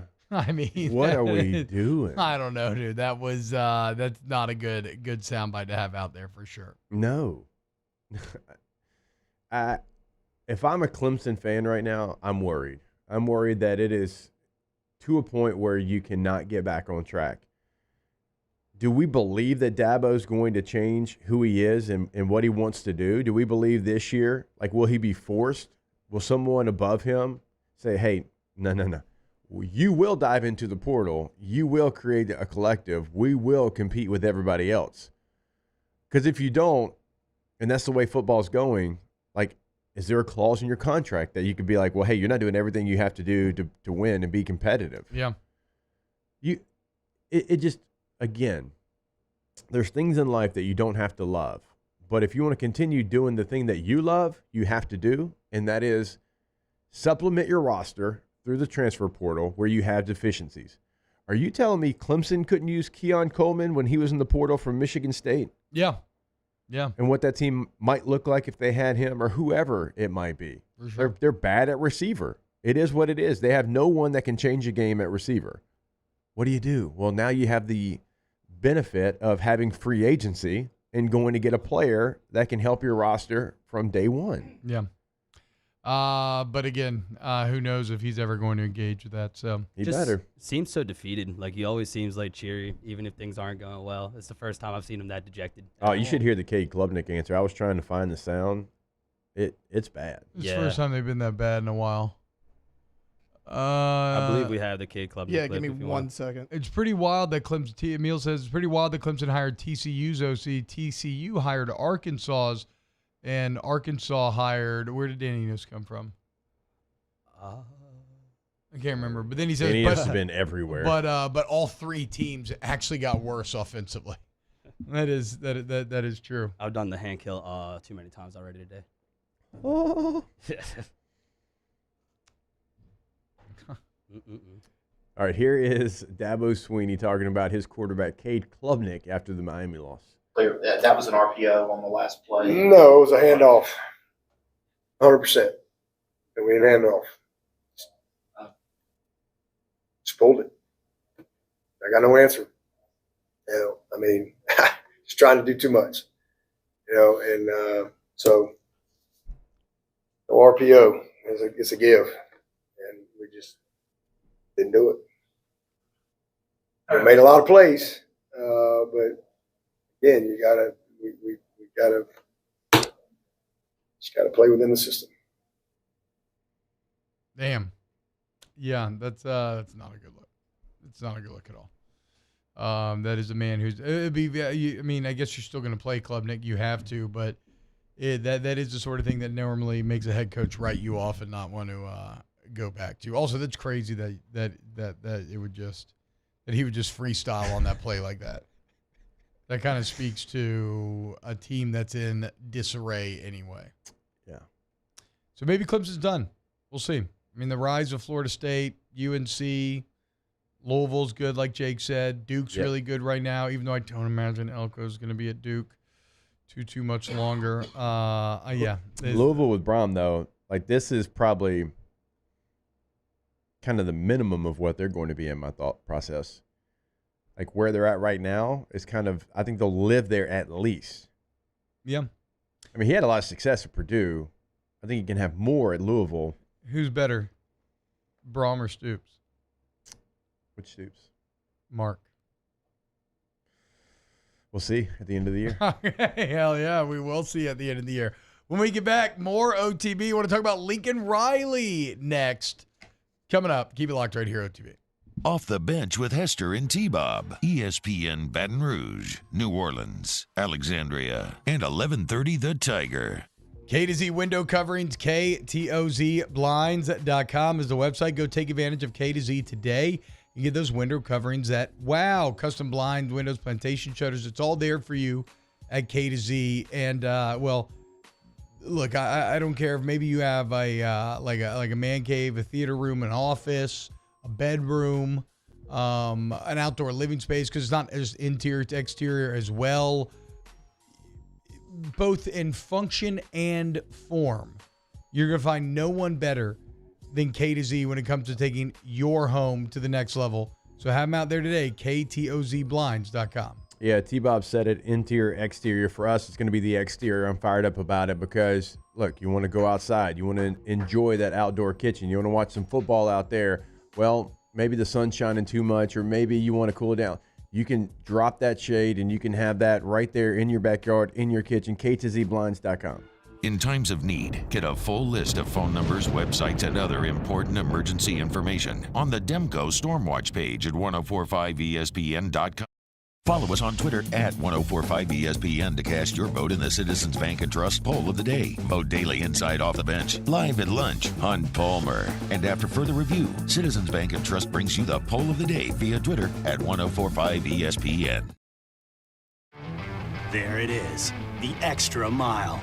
On the border of expected and extraordinary for those willing to go further. Like vans customized for work or play. With safety and tech to keep you connected. Supported by a 5-star sales, service, and finance team. And backed by the 1-star you know. So go the extra mile. It's never crowded because so few have what it takes to go there. Mercedes-Benz Vans.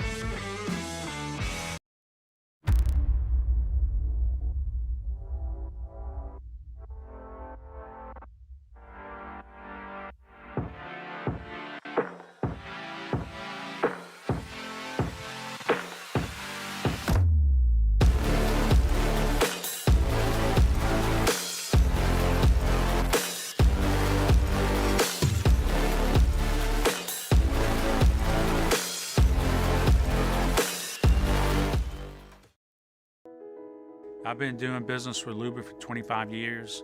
They're dependable, trustworthy. It's just the attention to detail with our clients. Our folks have years and years of experience. They're highly trained professionals. But many companies have that asset. What I'd like to think makes Luba a bit different is that we use those talents in a way that truly is dedicated to serving the needs of the folks who depend on us. Dylan Cruz here to tell you about Six Rings Baseball and Softball Camp. If you live on the North Shore and play ball, go to Six Rings Camps with former LSU assistant coach Dan Canaveri. His knowledge is second to none, and your child will improve and have fun doing it. Camps were held at Coquille Park and Six Rings Academy in Covington with 4 sessions over the summer. Full day and morning only sessions are available from ages 7 to 13. Go to sixringsbaseball.com or call 985-206-9096. Learn the game to love the game. The interior of an Infiniti is thoughtfully designed to be all about you. And by you, we mean every version of you. Because there's luxury you can feel, and there's luxury that lets you feel. Infinitely you. Experience luxury like never before with Infiniti Premium Care, included with the 2023 QX80 at your local retailer. At Relief Windows, we're more than windows. We're windows, doors, hardy plank, and vinyl siding. But our number one product is always customer satisfaction. So join me for a Wednesday edition of the Hunt Palmer Show, our SEC football power rankings. JD Pickell of 0-3 Sports talking football, and LSU head basketball coach Matt McMahon sound. Hunt Palmer Show, 1 to 3 weekdays, 104.5 ESPN, Baton Rouge.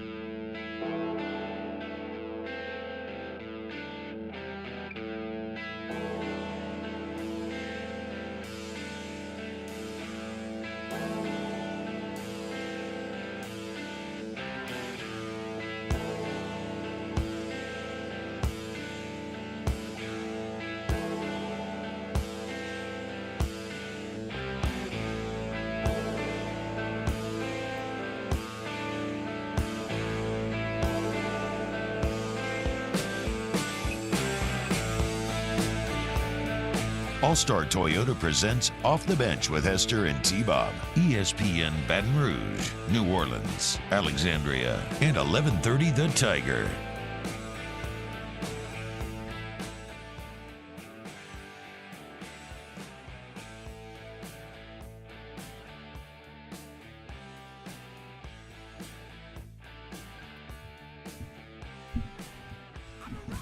Yo, what's going on, y'all? Welcome back to OTB. T-Bob, Jake, Murray, Taylor hanging out with you today. Hope you're all having a great day. I'm going to talk a little about Lincoln Riley. I don't exactly know what's going on with Lincoln Riley now. Has missed 2 days of practice in a row, actually. Saying that he is feeling a little under the weather. Under the weather. He also skipped his coach's show, which, you know, it's kind of like, skipping your coach's show right after another bad loss. Always a little interesting, especially when you're in a, the day and age where you can just do it on a computer from wherever you're at. But it's pretty bad at USC right now, and I've got a number that's going to kind of blow your mind. And I would say that the Bill Plaschke headline from the LA Times. I have not heard that name. Some of the excerpts kind of tell the story here, saying, quote, column, in supposed breakthrough USC season, Lincoln Riley has been a bust. And on a side note, to me personally, it's kind of wild that Lincoln Riley continues to be so kind of media ignorant to me in what is the second biggest media market in the country, right behind New York. Right, not making the players available, then skipping out on the coach's show. Like, they're L.A. and New York, these are giant media empires that already love to overanalyze, attack, criticize, and when you do this, you're basically just chumming the waters for more and more bad press, but whatever. Here's an excerpt from the Plaschke piece. Quote, "Yet, on a brutal Saturday night, their $10 million a year coach's promise of a championship culture once again crumpled like a cheap suit. Riley failed the moment. He failed the Trojans. He failed the Coliseum. He is failing this season." And this is where it maybe gets most interesting. Plaschke pointing out, Jake, that after 22 games as the USC head coach, Lincoln Riley is 17-5. After 22 games as the USC head coach, Clay Helton was 17-5. The exact same record through 22 as Clay Helton. Now, don't get me wrong. I mean, Riley's resume remains incredible. And I think he should be better than Clay Helton over time because Clay Helton was good at first and they kind of imploded. Like, I would imagine that Riley will avoid doing that, but it's just looking a little, he's starting to look a little worse and worse, right? And so when you have Oklahoma fans that spend an offseason telling you, oh no, Lincoln Riley was actually losing it here and he had bad culture and all this or that, and I was kind of like, I mean, that doesn't really make sense. Look at all the success he had there. But now, maybe some of that stuff, there is reason to give credence to some of that stuff. So, yeah, it's actually gone almost disastrously badly for Riley here year number 2. Yeah, they're a team that has a lot of talent. They're a team that's going to win games still, and maybe they upset somebody left on their schedule, but the hard part's coming. And it ain't going to end with 2 losses. Yeah. It's looking more like it's going to end probably with 4 losses. And with all the promise that they had, all the things that we were told they did in the offseason, just they didn't do those things. I mean, you added a couple of pieces that were unproven. You added a couple of guys that, were highly rated coming out of high school. And Bear Alexander had done some things, but they were all in a national championship game blowout. And a lot of people were taking that like he did it all season long. He did not do that all season long. I think he can be a really good player. And so, like, to me, you never did enough to be able to fix the deficiencies that you had, certainly on the defensive side of the football. And then, like, everybody around you got elevated, right? The competition went up. The Pac-12 is damn good. And so, last year you ran through it outside of the team in Utah. It's now beaten you 3 times in 2 years, but those teams around you are better. Even like Arizona, like they're better. And so like when the competition went up, you actually lowered your level of play, in my opinion. You didn't raise it up to meet that competition. So Lincoln Riley's won a lot of games. That's great. But at the end of the day, can he build a champion? That's going to be the question. No, I mean, it doesn't feel like it right now. And the Alex Grinch thing remains crazy. I mean, and it's not just losing to Utah, but it's losing. You have a returning Heisman Trophy winner. He seems to have regressed a bit this year. The defense, I think, in the front seven is definitely better personnel-wise, but there's no results to show for it. So you got to question the scheme behind it. Also, remember last year, they had the extreme turnover luck where they were turning the ball over at an unsustainable pace. And, well, the law of averages in math has caught back up with them, and that has slowed down. And look at what has happened because of it. But you lose to Utah for a third time in a row, and Utah doesn't even have their players. Everybody's hurt. Their quarterback and Bryson Barnes put up a stat line that is unlike anything else he's done against any other team this year. You allow big plays when it matters most. You have undisciplined plays like Bear Alexander hitting Barnes helmet to helmet at the end of the game. So it's just a. I mean, Bryson Barnes got pulled against Baylor. Yeah. Oh yeah, it was awful. It was awful. Pulled. I remember watching that Baylor game. I mean, Johnson coming in led them to victory, and shout out to Bryson Barnes for staying locked in and engaged, and now having a couple of really good games in a row. But it's not like he's a world beater. But he was against you. Yeah. Exactly. That's what I'm saying. He put up numbers. He put up their most points. I think most yards of the season as well.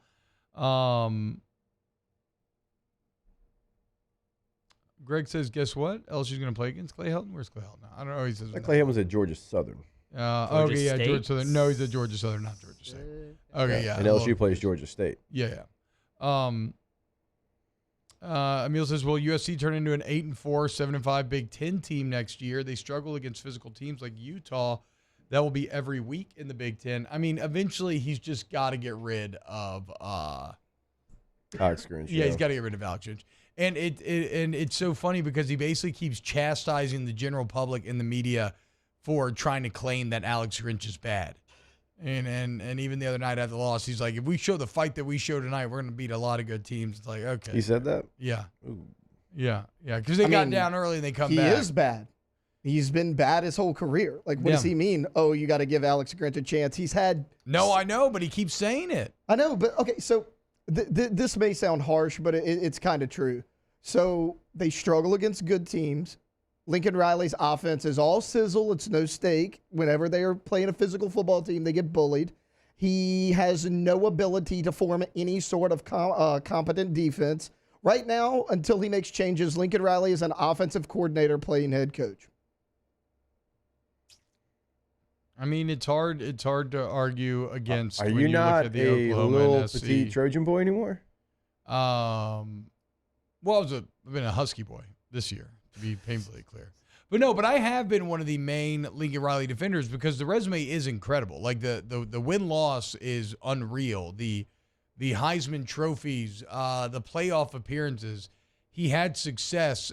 He's had success at pretty unprecedented rates. However, this season was an abject failure. You're returning a Heisman winner. You committed a lot of money and resources to getting better defensively, and you brought in better guys. Again, objectively, I don't think anybody's arguing that last year's front seven is somehow better than this year's front seven. That is not the case.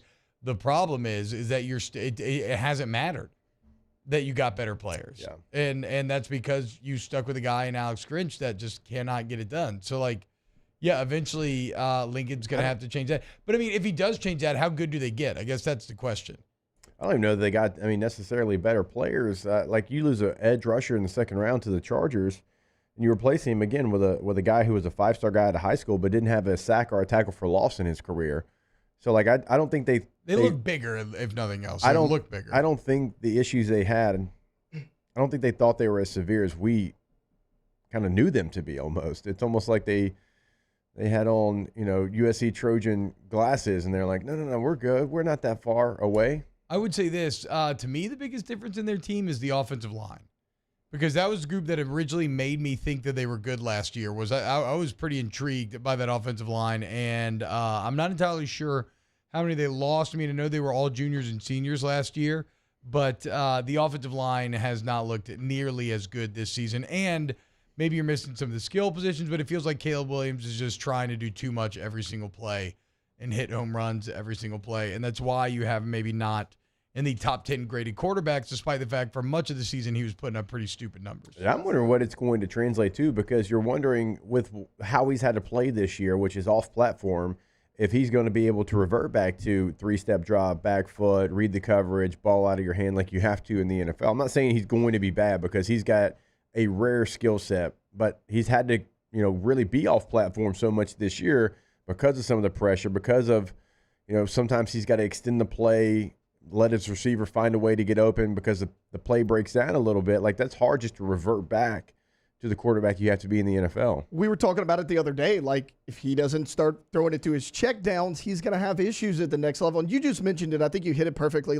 What made Caleb Williams so great? Caleb Williams is an excellent player. He is not your traditional pocket passer. I don't think anybody's going to argue with that. What makes him so great is his improv skills, his ability to get out of the pocket. You mentioned it's the Mahomes stuff. Yeah, find that second, that third receiver. He's having to get the ball out so quick that he's just chunking it downfield into double, sometimes even triple coverage, because we talked about it. Riley doesn't, it's with his defense, but it's the offensive line that T-Bob mentioned as well. He's all sizzle, he's no steak. Lincoln Riley is a great play caller. He is a great quarterback developer. Other than that, I think there are a lot of questions surrounding Lincoln Riley. Yeah. I don't want to go, it's interesting. I don't want to go too far down this rabbit hole, because his overall resume still puts to shame 99% of other head coaches. But again, this year has been a failure. It's great. And again, I don't want to take away what he did at Oklahoma either. I understand that. But what he did at Oklahoma, he took over a team that had a really, really strong culture and a great winning tradition under Bob Stoops. All he did at Oklahoma was basically continue what Stoops built. Now he's going into a situation where they weren't winning. They didn't have a good culture there. And you were saying that Oklahoma fans are like, well, the culture was getting worse and worse. How's he going to go into a team that doesn't necessarily have a good culture, a good winning tradition, and build it himself? Because while he was great at Oklahoma, I'm not saying he can't do it. We haven't seen him have to do this before. Well, but he did. I mean, last year he turned around the culture, and then just this year he took a step back for USC. I mean, what Taylor brings up, though, about where Oklahoma was when he took over that job, I mean, he is right. True. I mean, they were moving right along. Okay, but we still give Ryan Day credit for taking over a good situation from Urban Meyer. I mean, he took a 4-8 SC team and made him 11-3. There's no way that you don't think that that's an unqualified success. For sure, they fired Clay Helton after 2 games in that season. Yeah, I'm still saying it's a 4-8 team that goes 11-3 the next year. Right, but they fired. The year before they were 5-1. Yeah, in COVID year. So I mean, but then the year before that, 8-5, 5-7. The 2 years before that. So it's like, no, look, I think he did a good job of turning SC around, but yeah, you'd be silly not to kind of question what's going on here in year 2 and why it went over. Like they can't this is where I think I'd be concerned, is that a lot of his answers feel like somebody who's refusing to admit how it went so wrong. And if you can't admit where it went wrong, or then maybe it's like sticking by Alex Trench or doing that, like, what did I do that caused us to arise here? If you can't answer that honestly, then it's going to be hard to fix the issue. And that's what we'll see from USC from here on out.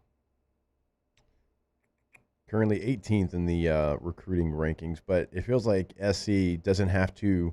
They don't necessarily have to be top 10 because of what they're going to be and how attractive they're going to be in the portal. Yeah. But I am interested to see, knowing that you're going to a conference that is all about physicality, right? Knowing that like that's kind of what they hang their hat on, and you've struggled against it, how much will you change the inner makings of your roster to be able to fit what you're going into? Knowing you're going to play a Penn State, a Michigan, an Iowa, like a Wisconsin to some extent, because even though they're the Dairy Raid, they still run all of those runs that we talk about. They want to play that style physical. Like, how do you handle that? Do you recruit where you can handle that, or do you try to go the complete opposite and say, hey, we're going to be the outlier here. We're going to be the team that tries to basically play on a track? Yeah. I don't.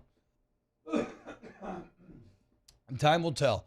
But after that turnaround in year number 1, it's definitely gone way more awry here in year 2 than I would have expected. And it's the Utah loss especially, right? Because, like, Notre Dame is what it is. Notre Dame's a good team.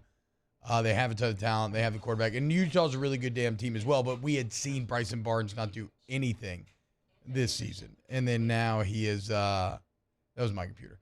We've seen Bryson Barnes not do anything. Yeah, I don't know where it came from either. And it's also losing to Utah 3 times in 2 years. Yeah. But, like, if you're going to lose last year, that's a Pac-12 champ. Save Cam Rice. Like, I don't expect Utah to win the Pac-12 this year. They may. It's because it's like it's Utah. They may. They only have 1 loss. But, again, Bryson Barnes is not good. They haven't been able to score it all this year, and they just dominate you. All right, we got to go to break. When we get back, more OTB. Off the Bench with Hester and T-Bob. ITI Technical College, iticollege.edu, iticollege.edu. For 50 years, ITI has been helping local students find a way to careers. And if you need a career, right, not a job, something that you know you can stand the test of time, you can save for retirement, all these sorts of things. You want to go get that AOS degree in just 2 years. They can help you find what you're passionate about. They can help you train for getting jobs after you get done, whether it's through like job fairs, mock interviews, anything like that. This is local, family-owned ITI Technical College. Go to iticollege.edu today, but like we always say every single day, multiple ways to get in contact with them. You can go to the website. You can give them a call, that number right there on their homepage, but also you can go see them off Airline Highway. Go check out the campus. We tell you about the campus. It is set up for your success. You can go find all that information at iticollege.edu. Our listeners fire off their opinions on the jimsfirearms.net hotline at 499-1045. Keep listening for your next chance to shoot us your thoughts with the jimsfirearms.net hotline on 1045 ESPN Baton Rouge. Bayou Chrysler Dodge Jeep Ram is celebrating Ram Power Days with $15,000 off MSRP on new 23 1500 trucks, $15,000 off, and a 1 million mile warranty. Plus, we'll pay your trade-off regardless of what you owe. The crew at Bayou Automotive is going to do right by you. Life in Louisiana is a song. A symphony of sound, colors, and movement. Life is here, now. For life's moments, big and small, always there. The right card, the right care. The Windsor Senior Living Community in Mandeville, Louisiana is a beautiful, vibrant apartment community geared toward seniors. They are nestled right in the heart of Mandeville, where seniors live a more carefree lifestyle in spacious apartments with the peace of mind that comes from having a little extra help. Call the Windsor at 985-624-8040 to schedule a lunch and tour. Come see how the Windsor can be your passport to peace of mind. Scooncha, fall in the air. Fall is right around the corner, which means fall fishing is, which means it's time for you to take your boat to the next level with front-to-back boat service in a bunch of different ways. You want a custom stair job, you can have a ton of fun out there on the water. They can do that. What about a spot lock trolling motor? So you stay right where you need to in casting lines. Or sonar that's let you see the fish under the water before you cast. All of your maintenance needs as well. For 38 years, they've been at it and will continue to do so. The Sherman family of front-to-back boat service. Would a couple that just came from a couples massage have any use for the massage seats of the Infiniti QX60? Yes, it appears they would. With driver and passenger massage seats, mute all your notifications and feel infinitely you.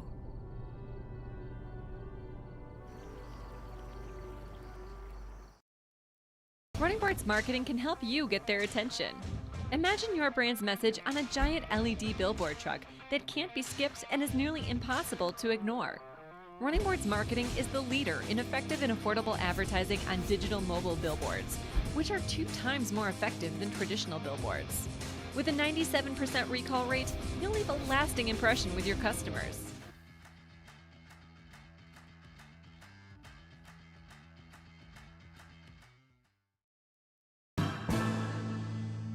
His name was King. He had a horse along. Matt Moscona inviting you to join us for Wednesday's Hump Day AFR, presented by Pluckers. Russ Mitchell previewing the college football weekend. Adam Rittenberg from ESPN will be here, and former Saints coach Rick Venturi talking Colts. 3 to 6, 104.5 ESPN, Baton Rouge. The Baton Rouge Zydeco take to the ice for the first time when they face off with the Columbus River Dragons Thursday, October 26th. Single game tickets start at just $10, and you can get them online at RaisingCanesRiverCenter.com or through Ticketmaster. Register for a chance to win free Baton Rouge Zydeco tickets from us at 1045ESPN.com. All-Star Toyota presents Off the Bench with Hester and T-Bob. ESPN Baton Rouge, New Orleans, Alexandria, and 1130 The Tiger.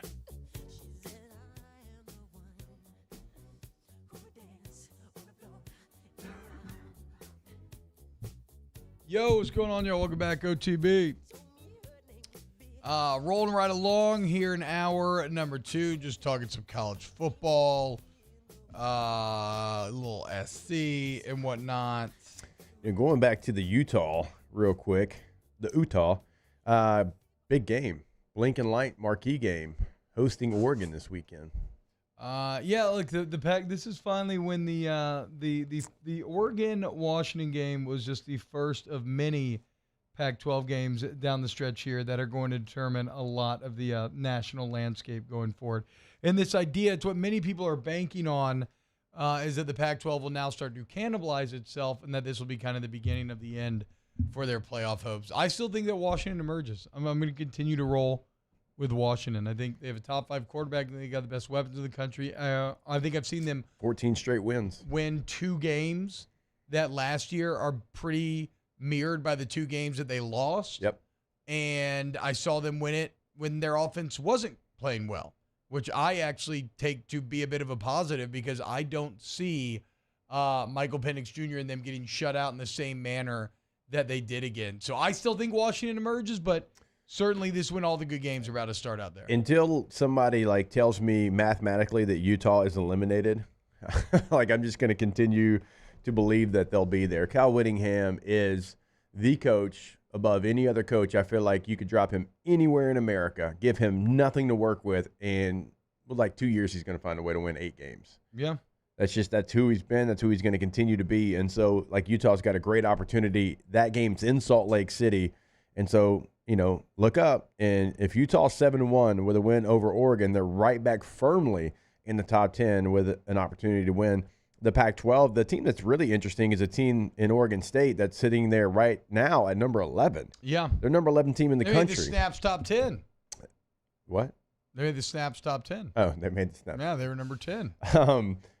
So you have that, and they have 3 very winnable games coming up. I mean, at Arizona, at Colorado are not easy games, but they're winnable. And then Stanford's the third before they play Washington and Oregon, so they can create some momentum for themselves as well. And they're a team that, next year, and they're talking with the Mountain West. So Washington State and Oregon State are talking with the Mountain West. Basically, Notre Dame plays in the ACC, Oregon State and Washington State would kind of play Mountain West opponents like that. It would be a conference schedule, although they wouldn't technically be in the conference. That's I think they're going to be treated like independents, basically. But again, Notre Dame basically plays an all-ACC schedule, but they're not in the ACC in football. So, and then Army's in the American now, so some more movement when it comes to realignment. Yes, you got Army and Navy in the American now? Yeah, I don't know how that's going to work out for the Army-Navy matchup.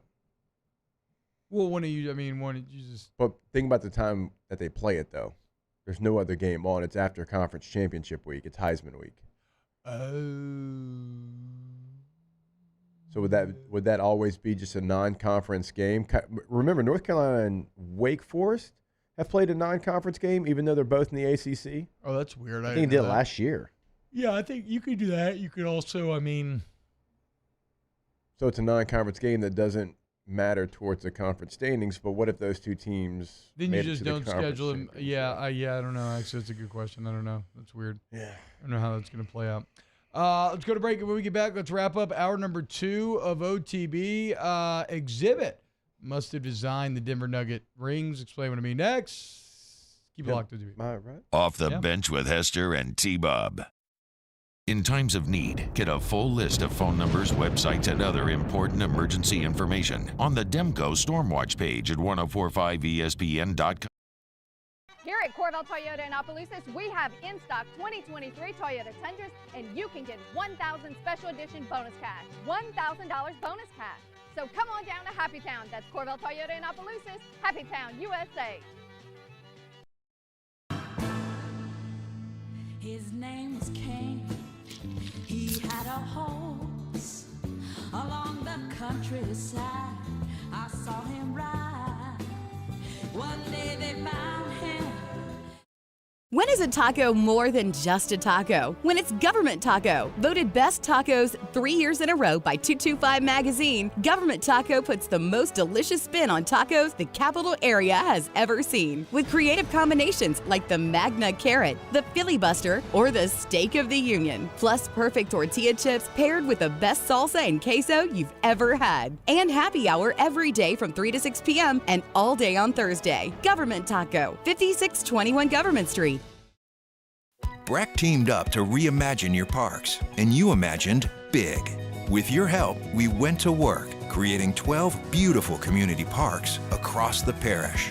A family-sized water park, miles and miles of trails, and parks just for your dogs. There are more places to splash, to explore, to run wild, and even soar. You imagined, we delivered. Gold. BRAC, your #1 park system in the nation. The importance of doing this fortified program and offering it to people down here is #1, the only real chance you're going to get to do this is when you put on a new roof or build new. And through companies like HUDCO, who's kind of leading the way in this thing, it's going to offer the customers a huge advantage in the insurance market and the price of their insurance. You know, we're not looking to make a fortune off fortifying. We're trying to give you a better product than our competitor at the moment. I'm trying to do something that he can. I'm trying to give you something better.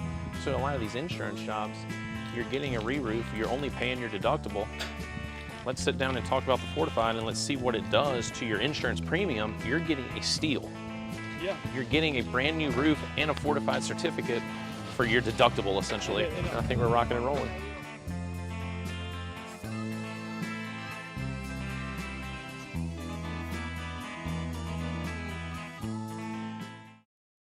Electricity is all around us, and our families depend on it. Every day is sparked by the power of a cold drink or a warm meal, a movie night, and a comforting light at the end of a dark hallway. From sunrise to sunset, playtime to bedtime, our team is ready to take care of your electrical needs. Even in the case of an after-hours emergency, the light in your life shines brighter with Mr. Electric. Gulf Coast Office Products is a nationally recognized Savin office equipment dealer based right here in Louisiana. Over 100 employees strong, Gulf Coast has the boots on the ground to support all vertical markets from education, engineering, legal, and finance. With the latest in office technology, from desktop to production segment units, Gulf Coast and Savin have the perfect fit for you. Call 225-756-2644. That's 756-2644 for Gulf Coast Office Products. I've been doing business with Luba for 25 years. They're dependable, trustworthy. It's just the attention to detail with our clients. Our folks have years and years of experience. They're highly trained professionals, but many companies have that asset. What I'd like to think makes Luba a bit different is that we use those talents in a way that truly is dedicated. Our Tigers don't play this weekend. We're still going to bring you some football this Saturday. It's the world's largest outdoor cocktail party where the Florida Gators will take on the Georgia Bulldogs at 2:30. To hear that game, tune in here on 104.5 ESPN Baton Rouge.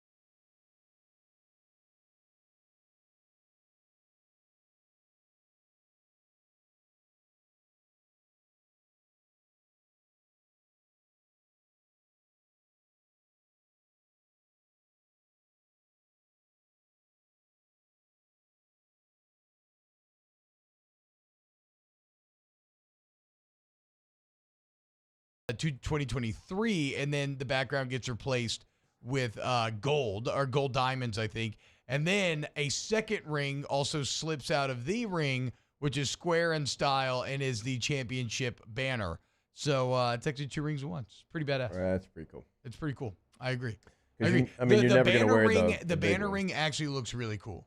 Dude, like if you were like a real beast, like as a pinky ring, it's got that rectangle shape. Like I think that looks pretty sick. Yeah. What could we give instead of rings that you could wear daily? Because you're never like, T-Rob, when's the last time you pulled out your national championship ring? Ever? Like maybe like an event where you were like a speaker do like or a something? you could do like a necklace or something. I know a lot of people put their rings on their bracelet, necklace. something. I don't know. A watch. A watch. Yeah, a championship watch.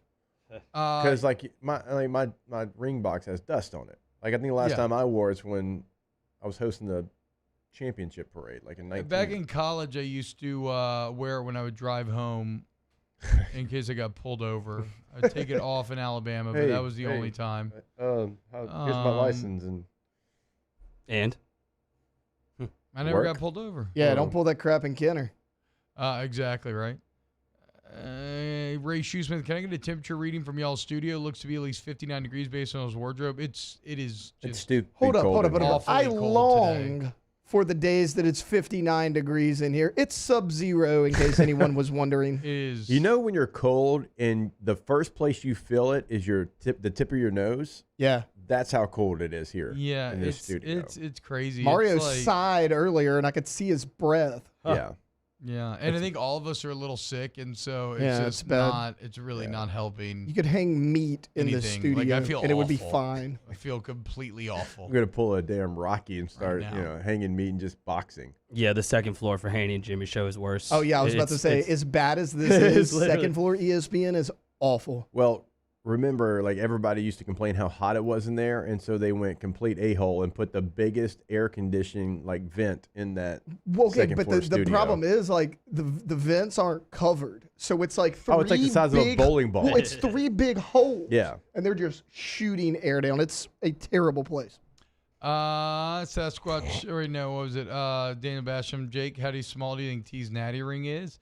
It's actually, it's too big for me. Because I was too self-conscious to order my real ring size. What size is your ring size? I have no idea. I don't know. Someone said my wedding ring's a little big for me. I'm not in Longhorn colors. I got the Shreveport Steamer on, baby. Yeah. Shreveport Steamer, close cousin of the Cleveland varietal. This is a World Football League team, sir. You have to ask. You can't afford it. Hour number 3 coming up next. Off the Bench with Hester and T-Bob. Patient Plus Urgent Care. Go to patientplusuc.com. Patientplusuc.com, where you will see the difference. The buildings are. I mean, the facilities are incredible, y'all. Wait until, and you got a Patient Plus by you. I mean, they're all over the city, so go check it out today. When you walk in, you're going to be blown away immediately. And then look, whether it's you, the family, whatever you need to get better in life's unexpected moments, you want Patient Plus Urgent Care. Patient Plus. UC.com. Ask about the membership while you're in there. PatientPlusUC.com. We all could probably use a visit over there, and that might be something here in our future. And the best part about it, because we do have busy schedules like you do, it's 9 a.m. until 9 p.m. Those are the hours, right? And also there's going to be a location that is convenient for you in the Baton Rouge area. It doesn't really matter where you're at. It's going to be a location that's convenient as far as location, and also the hours that they stay open. Remember, you can book that appointment online, patientplusuc.com. Get in and get better. When it comes to ending cancer, we push forward, always working together for you. That's why our cancer experts at Ochsner have clinically integrated with MD Anderson Cancer Center. This means advanced cancer care, including access to life-saving clinical trials and integrating care to treat the whole you. Introducing Ochsner MD Anderson Cancer Center. Long live you. Life in Louisiana is like a run-on sentence. A poem that doesn't rhyme. Life is here, now. For life's moments, big and small, always there. The right card, the right care. There it is, the extra mile, on the border of expected and extraordinary, for those willing to go further, like vans customized for work or play, with safety and tech to keep you connected, supported by a 5-star sales, service, and finance team, and backed by the 1-star you know. So go the extra mile. It's never crowded, because so few have what it takes to go there. Mercedes-Benz Vans. Running Boards Marketing can help you get their attention. Imagine your brand's message on a giant LED billboard truck that can't be skipped and is nearly impossible to ignore. Running Boards Marketing is the leader in effective and affordable advertising on digital mobile billboards, which are 2 times more effective than traditional billboards. With a 97% recall rate, you'll leave a lasting impression with your customers.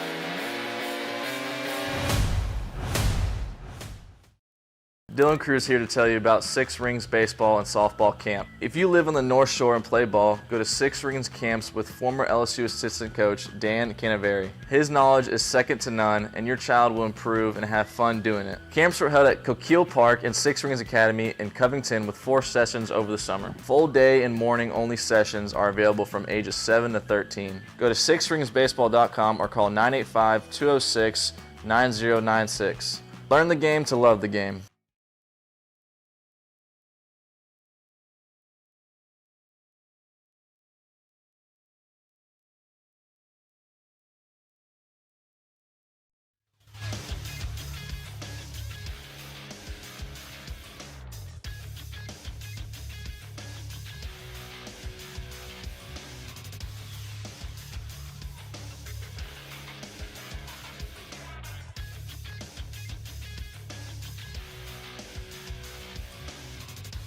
Good morning, everybody. It is 9 a.m. on Wednesday, October 25th. Today in Baton Rouge, expect cloudy skies with a high of 89. If you missed hours 1 or 2 of the show, you can now catch that up at the on-demand section at 1045ESPN.com. And you can follow us on Twitter, Instagram, and TikTok at OTB_ESPN, or catch us on YouTube at the 1045 ESPN channel and subscribe for daily content. OTBOT, live from the Mercedes-Benz of Baton Rouge studio, starts now. All-Star Toyota presents Off the Bench with Jacob Hester and T-Bob Hebert. Yeah. Off the Bench with Hester and T-Bob. Hey, P, they said I got to come off the bench. All-Star Toyota presents Off the Bench with Hester and T-Bob. Yo, yo, yo.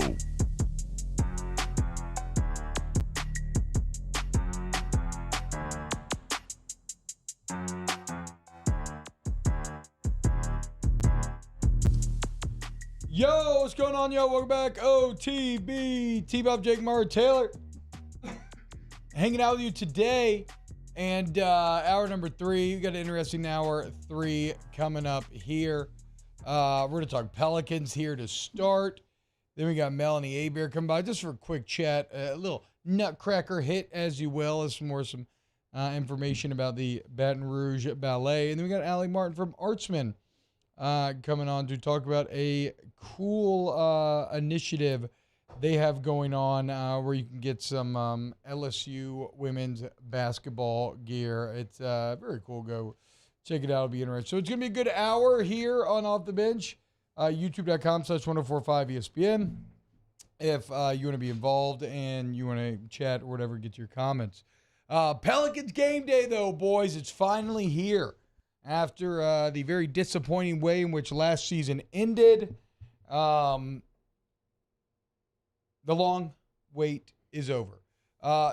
What Mario, because you're most obviously tuned into the Pelicans right now. What are the things that you are most excited for going into tonight's game? Well, just watching Zion and Brandon Ingram and CJ McCollum play together. They've only played 10 games together so far. That's going to be really nice.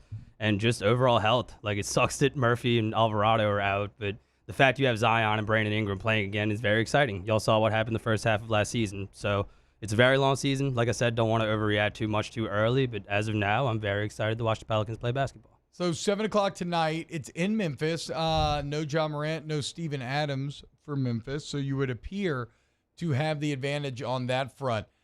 When you look at kind of the role that you expect everybody to play, like you said, we've only seen 10 games from the Pelicans' potential big 3 there. With no Trey Murphy, who's the shooter on this team, right? Like Like, how do you make Brandon Ingram and Zion Williamson work well together, and how does C.J. McCollum fit into that mix also? Yeah, there's a lot of questions about the rotation right now, and I think you'll see Willie Green play around with that a lot. I think you'll see a heavy dose of Dyson Daniels tonight. I know they have Jordan Hawkins. He's a rookie. He probably makes his debut, but they also signed Matt Ryan, the ex-LA Laker that made the shot to beat the Pelicans last season. Mm-hmm. So you'll probably see a lot of him. And I would assume Kyra Lewis will be the backup point guard. Like, oh, really? His minutes have been so all over the place since he's been with the Pelicans. But with Jose Alvarado being out, no reason for him to not get minutes. And all these years in, this shouldn't be the case, but I'm still kind of curious to see what he can do. So I think you'll see a lot of Kyra too.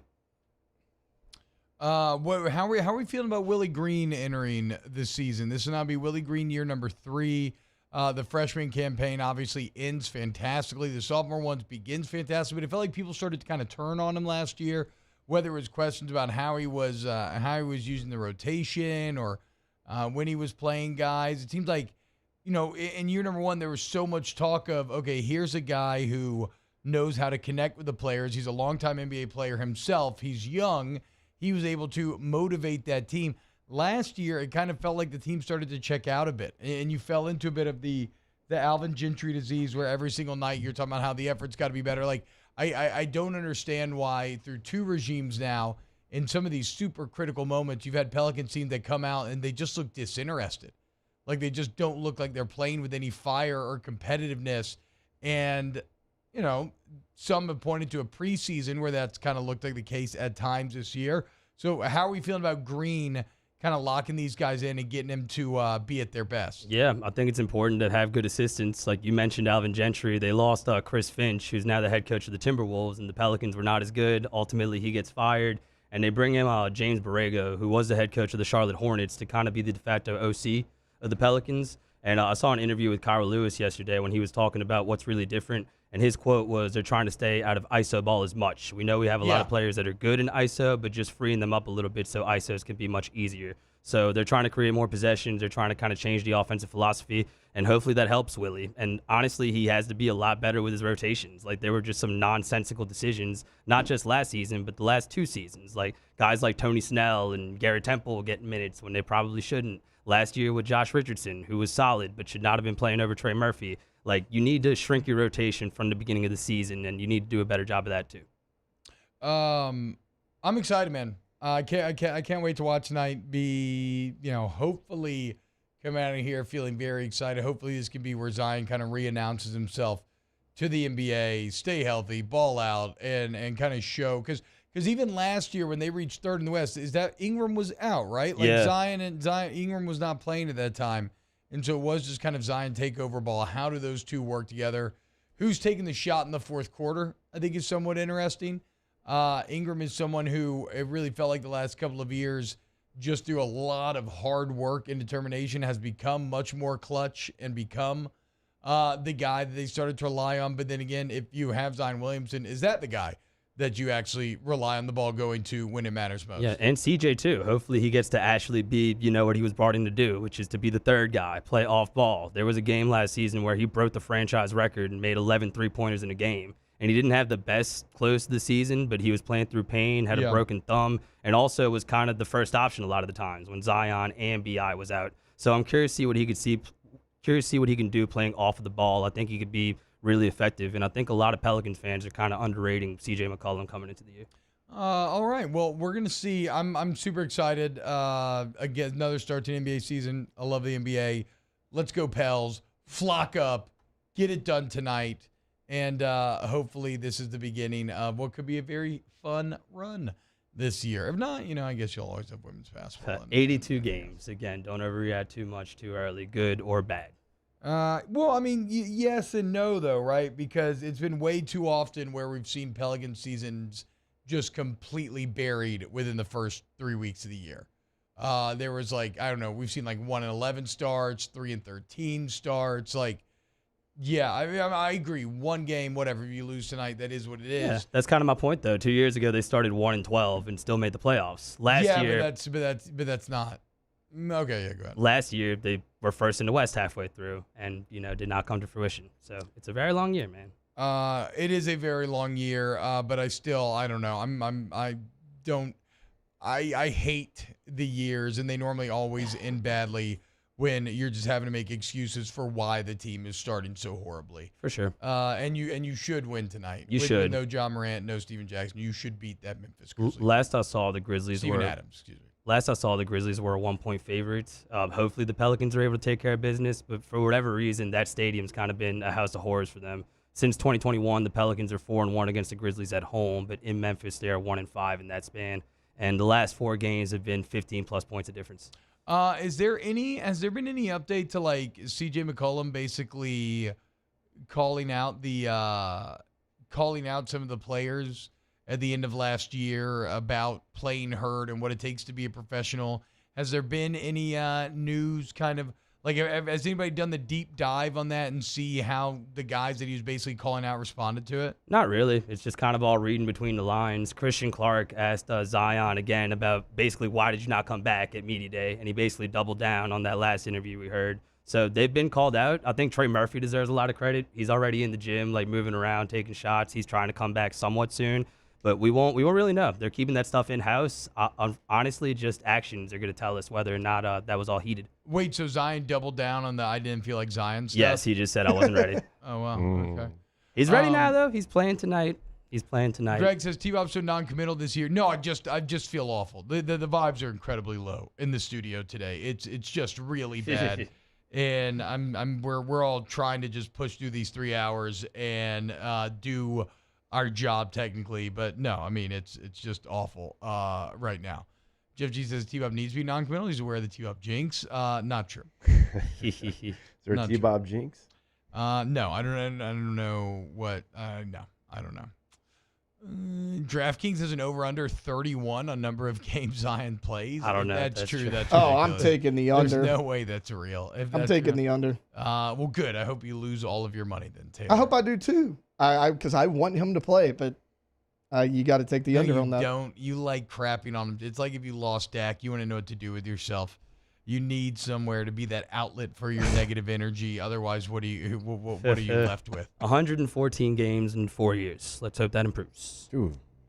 Yeah, it's not good. Not much more than a single season. Hasn't played since when? January 2nd?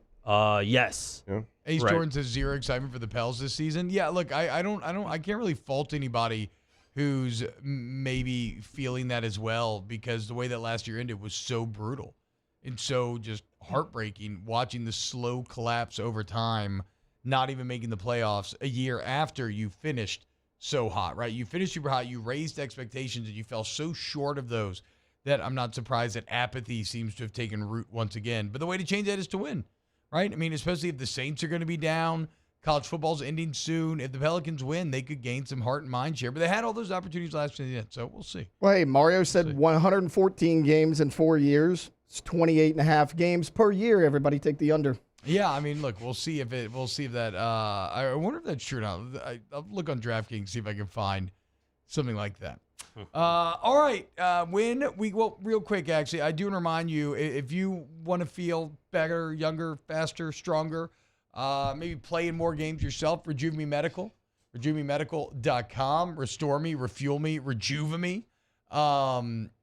Look, whether it's andropause, menopause, facial aging, mood and memory problems, insomnia, maybe you have weight gain that you can't figure out, you're not getting the results in the gym that you used to at a time, you want to go to Rejuve Me Medical, and they are going to they're going to figure out what you need, right? And they're going to do it by drawing your labs and seeing what your body is telling them, because this is not a one-size-fits-all plan, okay?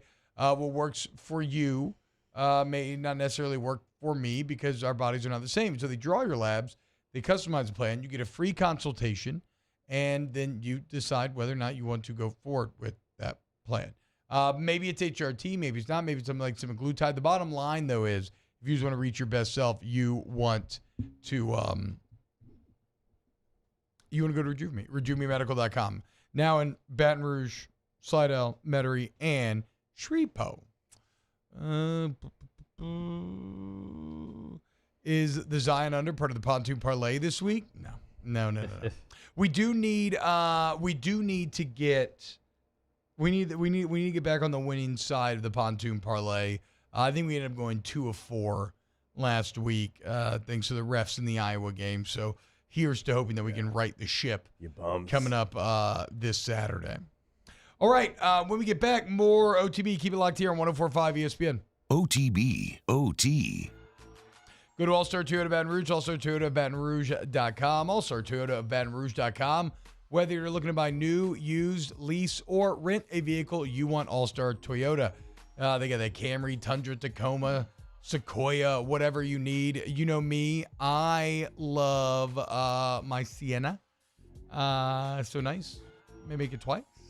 But maybe that's not for you. Maybe you're not ready for the minivan life yet. Whatever it is, or maybe you don't even know what you want. Go see All-Star Toyota off of Airline Highway and let them be your guide in the carbine wilderness. All-Star Toyota, BatonRouge.com. You can go to the website today. I told you in hour number 1 about building a brand new Toyota, but certainly you can check out the leases. You can check out the rentals from All-Star because everything is available. So if you've got a trip coming up for the holidays and you want to go ahead and reserve that Sequoia, whatever it might be, maybe it's a 4Runner, maybe you need a truck for some reason, go ahead and get that done today at the website, All-Star Toyota of BatonRouge.com. Our listeners fire off their opinions on the jimsfirearms.net hotline at 499-1045. Keep listening for your next chance to shoot us your thoughts with the jimsfirearms.net hotline on 104.5 ESPN Baton Rouge.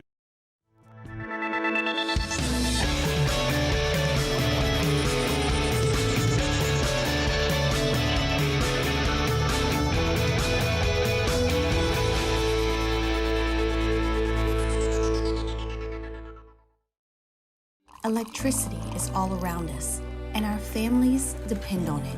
Every day is sparked by the power of a cold drink or a warm meal, a movie night, and a comforting light at the end of a dark hallway. From sunrise to sunset, playtime to bedtime, our team is ready to take care of your electrical needs. Even in the case of an after-hours emergency, the light in your life shines brighter with Mr. Electric. Was a humid day, barefoot children play, looking for that summer shade, time just slips away. Oh, Louisiana, some kind of hold on me, like cypress stumps, your roots are planted deep inside of me.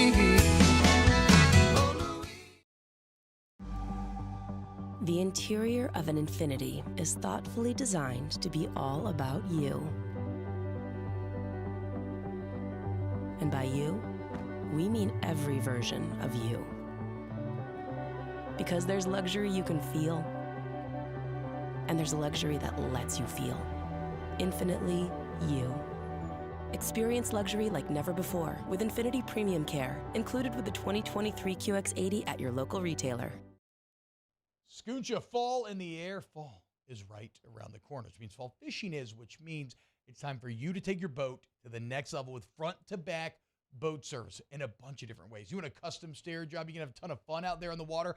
They can do that. What about a spot lock trolling motor? So you stay right where you need to in casting lines. Or sonar that's let you see the fish under the water before you cast. All of your maintenance needs as well. For 38 years, they've been at it and will continue to do so. The Sherman family of front-to-back boat service. Running Boards Marketing can help you get their attention. Imagine your brand's message on a giant LED billboard truck that can't be skipped and is nearly impossible to ignore. Running Boards Marketing is the leader in effective and affordable advertising on digital mobile billboards, which are 2 times more effective than traditional billboards. With a 97% recall rate, you'll leave a lasting impression with your customers.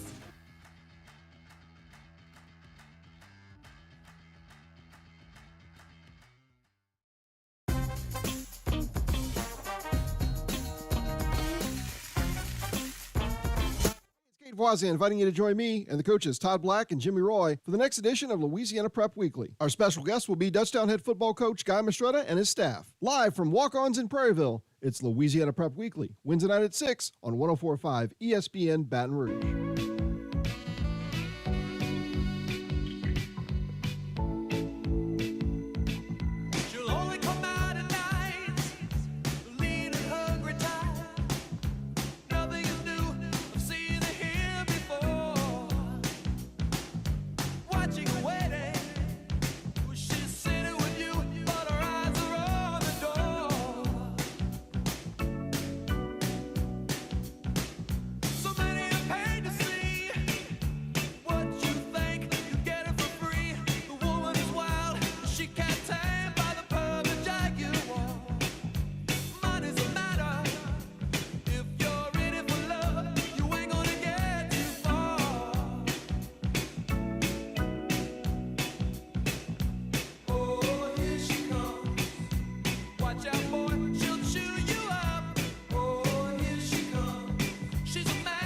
All-Star Toyota presents Off the Bench with Hester and T-Bob. ESPN Baton Rouge, New Orleans, Alexandria, and 1130 The Tiger. Yo, what's going on, y'all? Welcome back here to OTB 104.5 ESPN. Oh, look at this. Look at this. I have, if you're not watching online, just listening on radio, I have a Nutcracker that in he my almost hand. dropped. It seems to be an LSU themed, it's got a fleur-de-lis, purple and gold Nutcracker in many ways. And you've probably heard me talk about being in the performance of the Baton Rouge Ballet Theater's Nutcracker performance this Christmas. I cannot wait. It's like the most fun thing ever. And right now we have the marketing and communications director of the Baton Rouge Ballet, Melanie Hebert, in here, who was the original one that reached out to me to help this dream come true. Melanie, what's going on? How you doing today? Hey, T-Bob. You doing, how's everything? Listen, yeah, you have to take it out of the box and show, because I see you have monitors here. I know you're on YouTube. The box isn't good. I asked Sharon Matthews, the co-artistic director, last night. I said, hey, can you give me a nutcracker to bring to T-Bob? She comes down. They have a collection of nutcrackers at Baton Rouge Ballet Theater. So she comes down with the purple and gold with the fleur-de-lis, so it's perfect. A good representation of LSU and Saints. She said to tell you he just got out of a rough football game because he has his arm. Yeah, look, he's been in the box. I don't know. Yeah, the box looks like it's maybe, he's been through some travels. He's been around for a little minute. This guy has. I have not been around for a minute, or I guess only a minute. They're working with the Baton Rouge Ballet Theater. I absolutely love it. We can get into me and the Nutcracker, but first, Melanie, y'all got a performance going on Sunday, correct? Yes, Sunday we're bringing in. So we have 4 performances this year. And by the way, I owe you guys some pedophores. So I came by and brought Gordy some pedophores at the beginning of our season. This is our first performance coming up this Sunday that will start off the whole season. But because we have 4 performances this year, I know the way to the media's heart is through food. True. So I brought pedophores for each station, and apparently the pedophores for you guys didn't make it back here.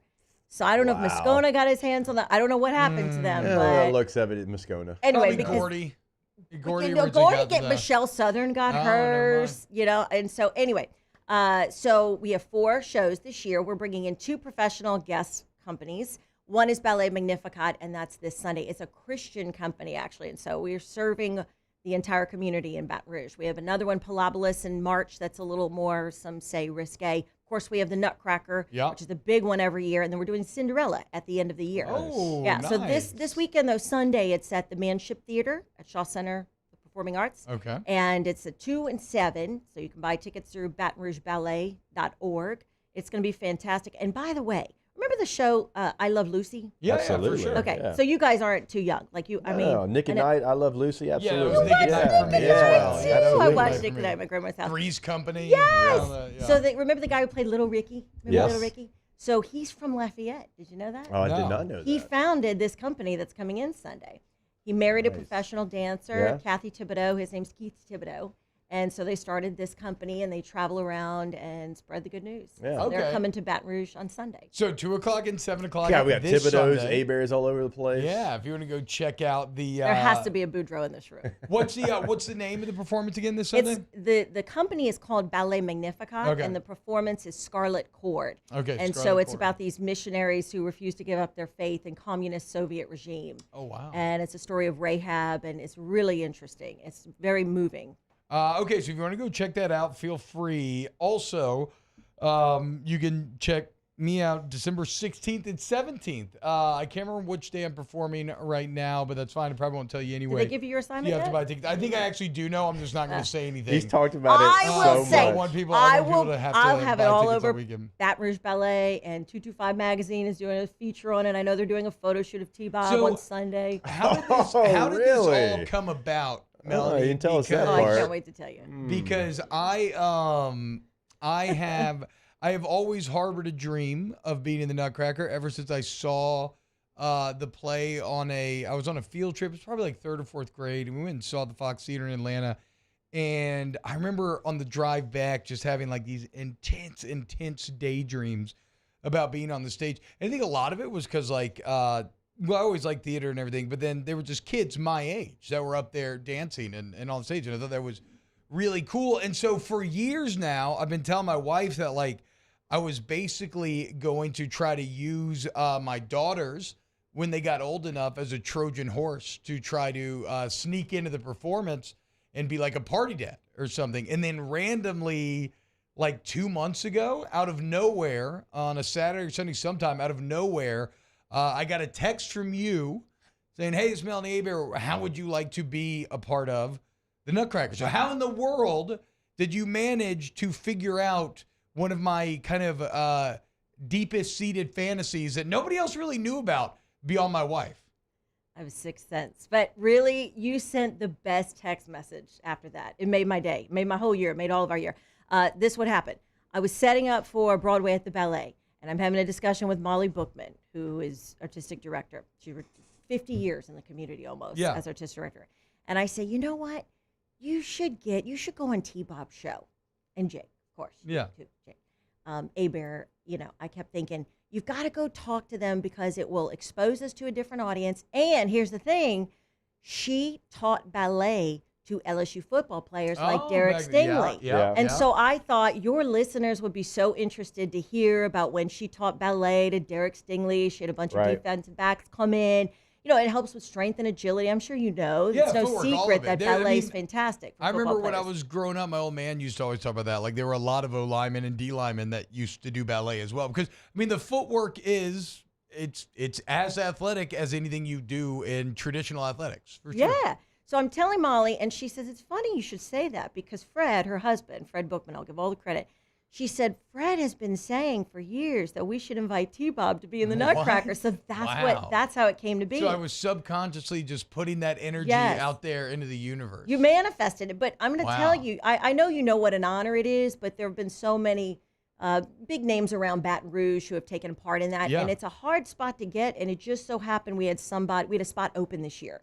And it kind of had to be run by everybody. Yeah. And everyone was in agreement. They were excited to have you come in. They wanted to make sure you'd take it seriously. Some people didn't know you. I said, guys, he had this show on Friday mornings. And, Craig always has it on in the car. Yeah. And so when I get in and I always hear, it's just always on. And so I heard the show, and used to do like a Star Wars show. Man, you got so into character. And we, of course, used to live in the same neighborhood, and I'd see you walk around the lakes, and I'd call Craig. I'm like, I swear, like, T-Bob's rehearsing his stuff, like, while he's walking around the lakes. I used to walk in right. So in character, quite a And bit. he told me, he said, I will take it so seriously. Look, I told Jonna Cox she's going to be taking over as the assistant. They just wanted to make sure that I wasn't going to get up here and make a bunch of juvenile Nutcracker jokes. Yeah. Which, to be fair, no, which is a valid concern. I said that at the time when we talked. I said, you know what, that's a valid concern because maybe I would have.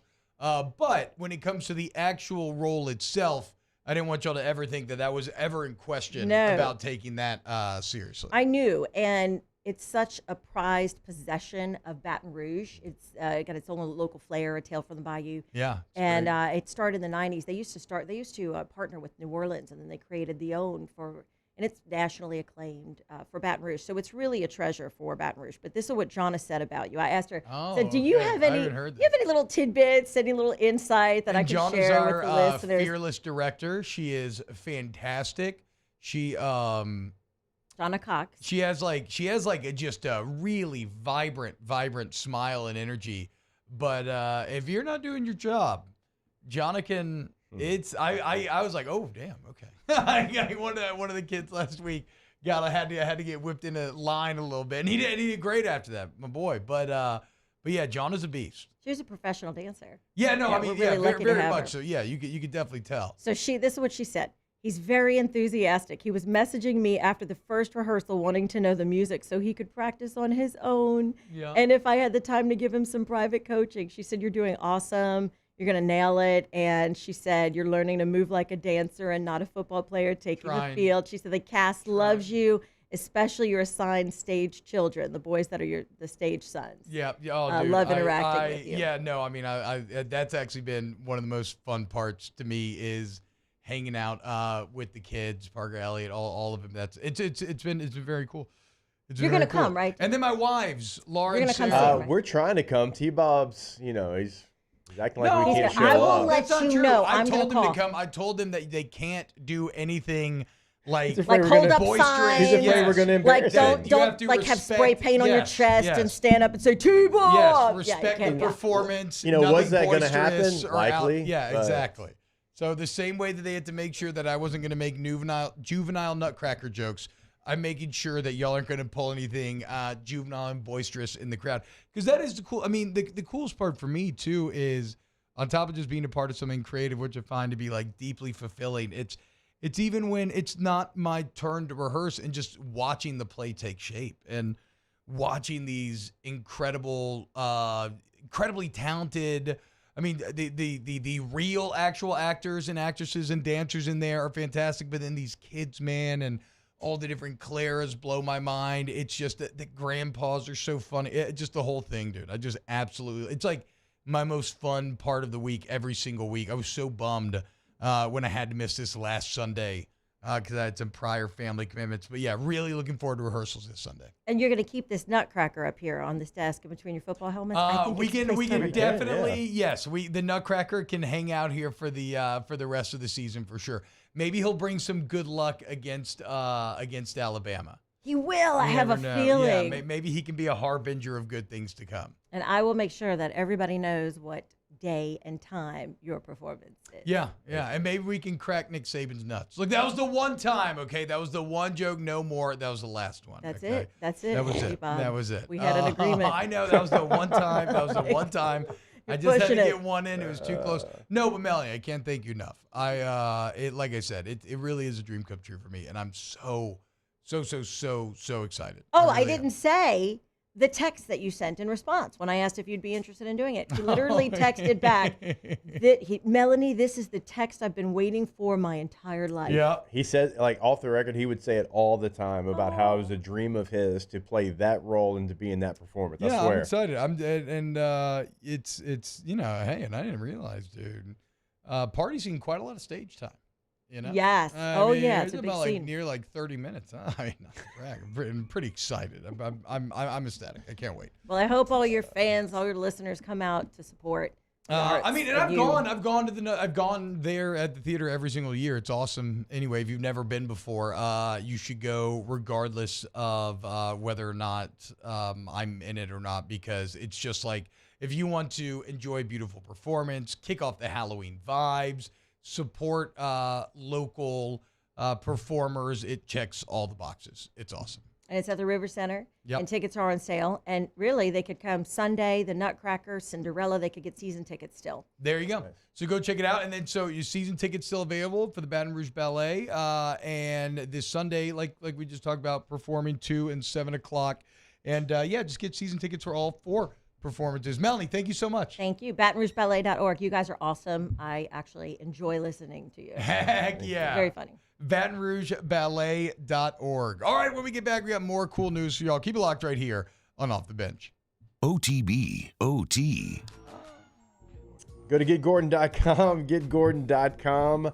There you can find all the answers. If you can't get to the phone right now because maybe you're already at work, you can't dial the 8s, that's okay, because on the website, you can have a chat right there on the website, and you can find past client results. You can find cases they can handle for you. All that is on the website. Again, getgordon.com. At getgordon is the handle on all major social media as well.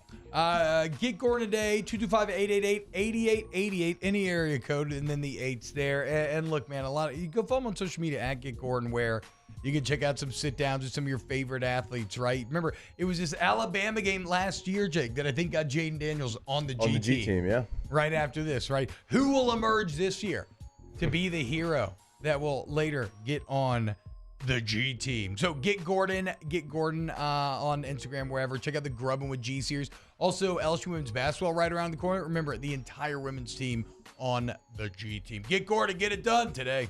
In times of need, get a full list of phone numbers, websites, and other important emergency information on the Demco Stormwatch page at 1045ESPN.com. Electricity is all around us, and our families depend on it.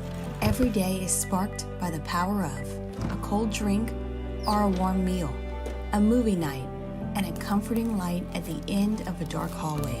From sunrise to sunset, playtime to bedtime, our team is ready to take care of your electrical needs, even in the case of an after-hours emergency. The light in your life shines brighter with Mr. Electric. We have truckloads of inventory rolling in at Corvell Toyota in Opelousas. And you can take advantage of 3.99% financing on select 2023 models. So come on down to Happy Town. That's Corvell Toyota in Opelousas, Happy Town, USA.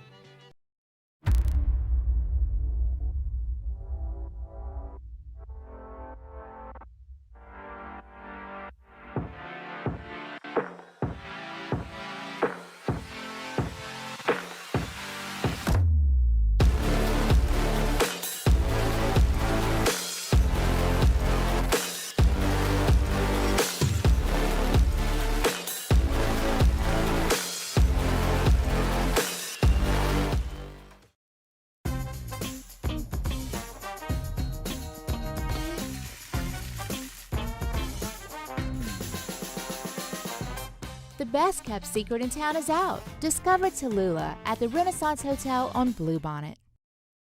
Scooncha, fall in the air. Fall is right around the corner, which means fall fishing is, which means it's time for you to take your boat to the next level with front-to-back boat service in a bunch of different ways. You want a custom stair job, you can have a ton of fun out there on the water. They can do that. What about a spot lock trolling motor? So you stay right where you need to in casting lines.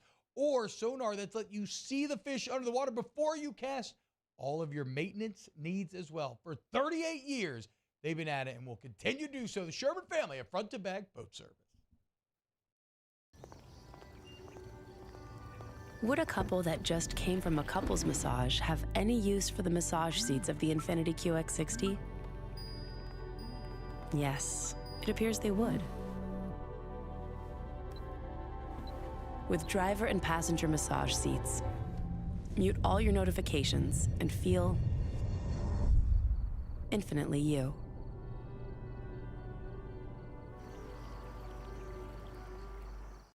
Gulf Coast Office Products is a nationally recognized Savin office equipment dealer based right here in Louisiana. Over 100 employees strong, Gulf Coast has the boots on the ground to support all vertical markets from education, engineering, legal, and finance. With the latest in office technology from desktop to production segment units, Gulf Coast and Savin have the perfect fit for you.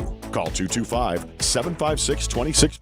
Voisin inviting you to join me and the coaches Todd Black and Jimmy Roy for the next edition of Louisiana Prep Weekly. Our special guest will be Dutchtown head football coach Guy Mastretta and his staff. Live from Walk-Ons in Prairieville, it's Louisiana Prep Weekly, Wednesday night at 6 on 104.5 ESPN Baton Rouge. It's also when love is not together from the heart. Check it out. It's driving me out of my mind. That's why it's hard for me to find. Can't get it out of my head. Miss her, kiss her, love her. Wrong move, you did. That girl. OTB OT with Hester and T-Bob on 104.5 ESPN Baton Rouge and 94.7 ESPN Alexandria. Yo, what's going on, y'all? So listen up, LSU basketball fans, everybody who was so enamored and taken in by the incredible run that Angel Reese and Flage and Coach Mulkey went on last year, and Alexis Morris and all the other heroes from LSU's first ever national championship, because right now we have Allie Martin and Chris on from Artsman. It's artsmansport.com, and I don't think I've ever seen anything like this. In fact, I don't know that I fully understand it quite yet, so I'm excited to talk to them about this, because what it says right here is the best way to describe us as a business: harmony between craftsmanship and sports history. In a nutshell, we repurpose basketball courts into memorabilia and custom pieces. Think wall installations, tables, bars, and everything they do is handcrafted, right? So they've been doing this for years. It started with the Cavs back in the day, and now they're doing it with the LSU Tigers and that national championship team from last year. Allie, Chris, what's going on? Are y'all there? What's going on? We are here. How are you guys, T-Bob and Hester? We're doing well. Okay, so help me out here. So I'm an LSU basketball fan. What exactly does this mean? Like, what does it entail in terms of what can I buy to celebrate my love of LSU basketball and have something that I want to put in my home? So we take the courts. We cut them apart, we receive them, we work with the teams, and we program them into a number of different products. And so we take careful care and consideration into what parts of the court we pull up, where we pull it up, and we like to tell a story. We tell a story about the actual championship and what went into it. So every moment is carefully thought out, and then we have different pieces that we put it into, like a simple wood block that we print different logos on. We tell exactly where the piece came from on the court, so when people buy the piece of wood, they know exactly where it came from on their certificate of authenticity. We have pieces that Coach Mulkey signed that we're selling right now currently. And so it's been a really great experience working with LSU, and the LSU fans I know are pretty rabid about this whole thing. So it's really exciting to see it all go down. So how did this all come about? I heard there's a pretty good story behind the Cleveland initiative here, or behind doing this with Cleveland originally. And if you're looking online right now, you can see exactly some of how this works as they're taking up pieces of the court to then later make these items out of. But how did this start? So, us as a company, we started about 8 years ago with the Cleveland Cavaliers when they won the NBA title. And from that, we started working with a lot of colleges. And we just one by one, we started working with all the national championship winners. And it's been a lot of it's been really amazing seeing the reaction from fans and from the schools. So we work with the schools to do internal programs. We work with the all the different organizations to create fan products. And then we also create installations in their arena. We're actually doing an installation in LSU's arena that we're installing in a couple weeks for one of their season openers. And that part is really exciting for us. So, we also wrote the program for the NBA. So we're working with the Denver Nuggets right now. We've worked with the Milwaukee Bucks, and we do a lot of different organizations. We do all the NBA All-Star courts. So it's been, each one is really special. LSU is really special in the way that this is their first national championship. Yeah. And other than, our boy, Joe Burrow, your boy, Joe Burrow, being a Bengals. We can share him. We can share him. Yeah. He's, we're from Cincinnati. So, okay. Yeah. We have great love for, it's amazing how many LSU fans have now become Bengals fans, by the way. It's crazy. It's crazy. Yeah. But he's, we have nothing but great faith in him, by the way. So, but. Go ahead. But go ahead. Okay, how about this? So there's 11 unique items, right? You got the mini courts, which are the most popular. You got pendants, wood blocks, desk frames, bottle openers, frames, autographed memorabilia from Coach Mulkey, like you were talking about. What's the best way to get eyes on the product before you buy? Like if I want to purchase, is it the website? What's the best way to get involved? Oh, yeah, that's always definitely the easiest way to go about that. Artsmansport.com is where you can see the entire collection. We'll be give us a follow on the socials. We're going to be showing some behind the scenes of how it's all made, as Chris mentioned. When you look at some of this memorabilia and people are in these arenas and you can be a part of it and you see this court, it's like, what do you do with it? Well, we're turning it into something, and being able to see that be crafted and come to life is really cool. So just kind of keep an eye on social, but the full collection at artsmansport.com. Yeah, I'm looking at it right now. The mini courts are so cool looking, dude. Yeah. They all look really good, but that mini court is so dope looking. It's got the Final Four on there. It's actually our most popular item. Yeah, that makes sense. It's funny, too, because people come on and they start to collect. They'll come for an LSU item. They're like, oh, crap, I can buy other mini courts from other championships. And so they come on and start to collect other items as well. Hey, I want to ask real quick, you mentioned Coach Mulkey has some autographed items. Is that a limited number? So if fans need, or want to get those items, do they need to hurry up and go ahead and go to the website? Because I'm assuming there's only so many of those. Yes, there are a very small and limited amount of those items. And I will say right now, the Coach Mulkey, the desk frame, the smaller one, that is flying right now. So if you want something signed, you might want to dial in and head to artsmansport.com, because don't get me wrong, I would have loved for her to sign a bunch more, but you can after a while, it's like when you're in trouble or when you're in grade school and they have to write, "I will not talk in class." You can only ask for so much. Well, go ahead. I was gonna say the best part of this though is just reading all the articles and seeing where LSU is going into the next season is really exciting. They obviously won the championship last year. This is why we're doing this. But all of these polls and everyone is saying they're coming back as number one. So it's just really cool to kind of carry on this narrative into this upcoming season. Yeah, I mean, look, you had Haley Van Lith, everything. It's gonna be an awesome season. And who knows, maybe y'all be cutting up more LSU courts in the future. But if you want a piece of history, if you want the first ever national championship, a literal piece of the court, you want to go to artsmansport.com, click on the LSU tab, and just go look at the products, man. That is awesome. And, like you said, maybe we can get something signed by Coach Mulkey. Is there anything else that we need to know that we didn't ask you about, Allie and Chris? Well, we will be having other items that we're going to be coming out with throughout this basketball season. So if people want to come back and check for new items, we'll be sending out new invites. But we're always trying to keep things fresh, and so we do have a bunch of other tricks up our sleeve. A lot of things in the works right now. A lot of things in the works right now. So so there'll be new products coming online here shortly. So there you go. So if you want to, maybe it's a man cave, an office, Christmas is right around the corner. Maybe you want to get some gifts for those that love this team. This feels like a very special, a perfect way to check all those boxes. Chris, Allie, thank you so much. Thank you, guys. We appreciate it. Yeah, absolutely. That's artsmansport.com, ARTS, artsmansport.com. Very easy to get to. And, those products are awesome. Look at that mini cord. It's pretty sick. All right, when we get back, why don't we do some Ask the Bench here on OTB? OTB, OT. Go to centralplumbing.org, 925-8552, centralplumbing.org, 925-8552, centralplumbing.org.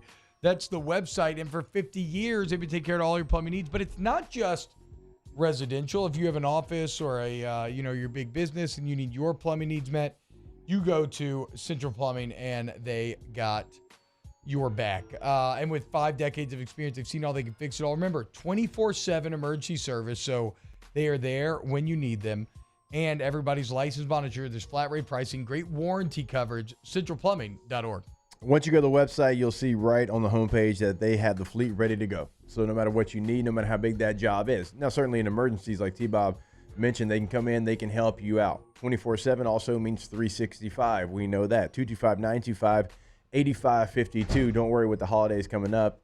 Hey, even during an LSU-Alabama game, yes, emergency does mean during that time as well. Go to centralplumbing.org, centralplumbing.org. Our listeners fire off their opinions on the jimsfirearms.net hotline at 499-1045. Keep listening for your next chance to shoot us your thoughts with the jimsfirearms.net hotline on 1045 ESPN Baton Rouge. There it is, the extra mile, on the border of expected and extraordinary for those willing to go further, like vans customized for work or play, with safety and tech to keep you connected. Supported by a 5-star sales, service, and finance team. And backed by the 1-star you know. So go the extra mile. It's never crowded because so few have what it takes to go there. Mercedes-Benz Vans. The Windsor Senior Living Community in Mandeville, Louisiana is a beautiful, vibrant apartment community geared towards seniors. They are nestled right in the heart of Mandeville, where seniors live a more carefree lifestyle in spacious apartments with the peace of mind that comes from having a little extra help. Call the Windsor at 985-624-8040 to schedule a lunch and tour. Come see how the Windsor can be your passport to peace of mind. Electricity is all around us, and our families depend on it. Every day is sparked by the power of a cold drink or a warm meal, a movie night, and a comforting light at the end of a dark hallway. From sunrise to sunset, playtime to bedtime, our team is ready to take care of your electrical needs. Even in the case of an after-hours emergency, the light in your life shines brighter with Mr. Electric. The interior of an Infiniti is thoughtfully designed to be all about you. And by you, we mean every version of you. Because there's luxury you can feel, and there's luxury that lets you feel. Infinitely you. Experience luxury like never before with Infinity Premium Care, included with the 2023 QX80 at your local retailer.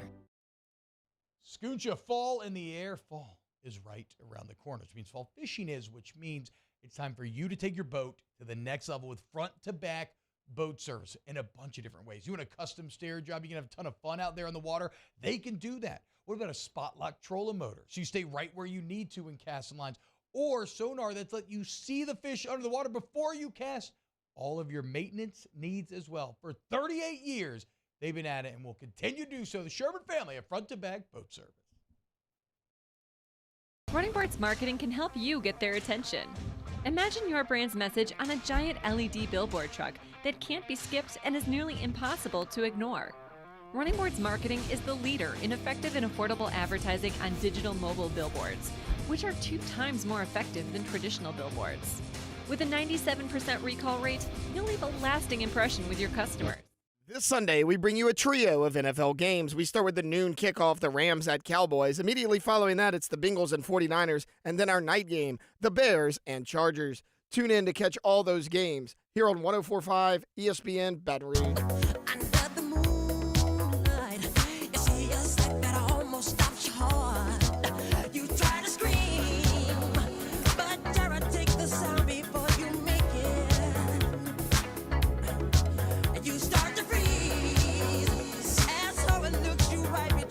OTB OT with Hester and T-Bob on 104.5 ESPN Baton Rouge and 94.7 ESPN Alexandria. Yo, remember right now the NBA is starting back up, and at DraftKings, we got some great deals going on for you. Use the promo code Baton Rouge if you're signed up for the first time. You bet $5 on an NBA game, and you get $200 in bonus bets right away. It doesn't matter if you win or lose. So if you're signing up for the first time, sign up today. Use the promo code Baton Rouge, and then bet $5 on the Pelicans. And, well, you get $200 in bonus bets right away. Also remember, though, that for returning customers, there's always great deals, whether it's same-game parlays across multiple games, or some of those NFL sweeteners every NFL game day. Go check out the deals because they got you. DraftKings, the crown is yours. Must be 21 or older, physically present in Louisiana. Select pairs only. Bonus bets expire 168 hours after issuance. Eligibility and deposit restrictions apply. Terms of sportsbook.draftkings.com/basketball. Terms licensed partner Golden Nugget Lake Charles. Gam promo code 100GAMBLER 100-426-2537. Ask the Bench. Brought to you by Cole Curse Life. Visit your hotel during Blue Moon Light Sky Citrus Suite. Favorite musical? Spam-A-Lot. I mean, actually, no. Les Mis. But Spam-A-Lot's one of the most fun I've ever had. $1 Million Quartet. Grease. Yeah. It's musical. Rock of Ages. They made a movie out of that too, right? Yeah. Yeah, Tom Cruise. Spook the Bench. Favorite non-Halloween movie to watch during this time? Anything scary. Obviously. Scary doesn't necessarily mean Halloween. Ask the Bench. What is your favorite Martin Scorsese movie? Whoa, Goodfellas. The Departed. Yeah, easily Goodfellas. Goodfellas may be my favorite of all time. He did Departed, right? Not crazy? Yeah. It's Scorsese? Yeah. Yeah. Great movie. Goodfellas. Ava Marzwani, Ask the Bench. See, if I bring my wife to the Nutcracker, will there be any subliminal messages during the performance? Well, I'm not wearing tights, so you might be off the hook. If I was, I can't help what would happen after that.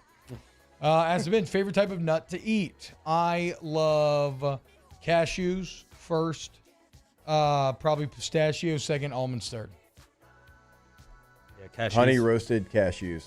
Final answer. Mm-hmm. The flavored ones are good. Give me just a naked, unsalted, unroasted cashew. I got a crazy one for you. Vanilla, pepperoni pizza. So good. Here's mine. This is a little wild, so y'all be ready. I'll bet it is.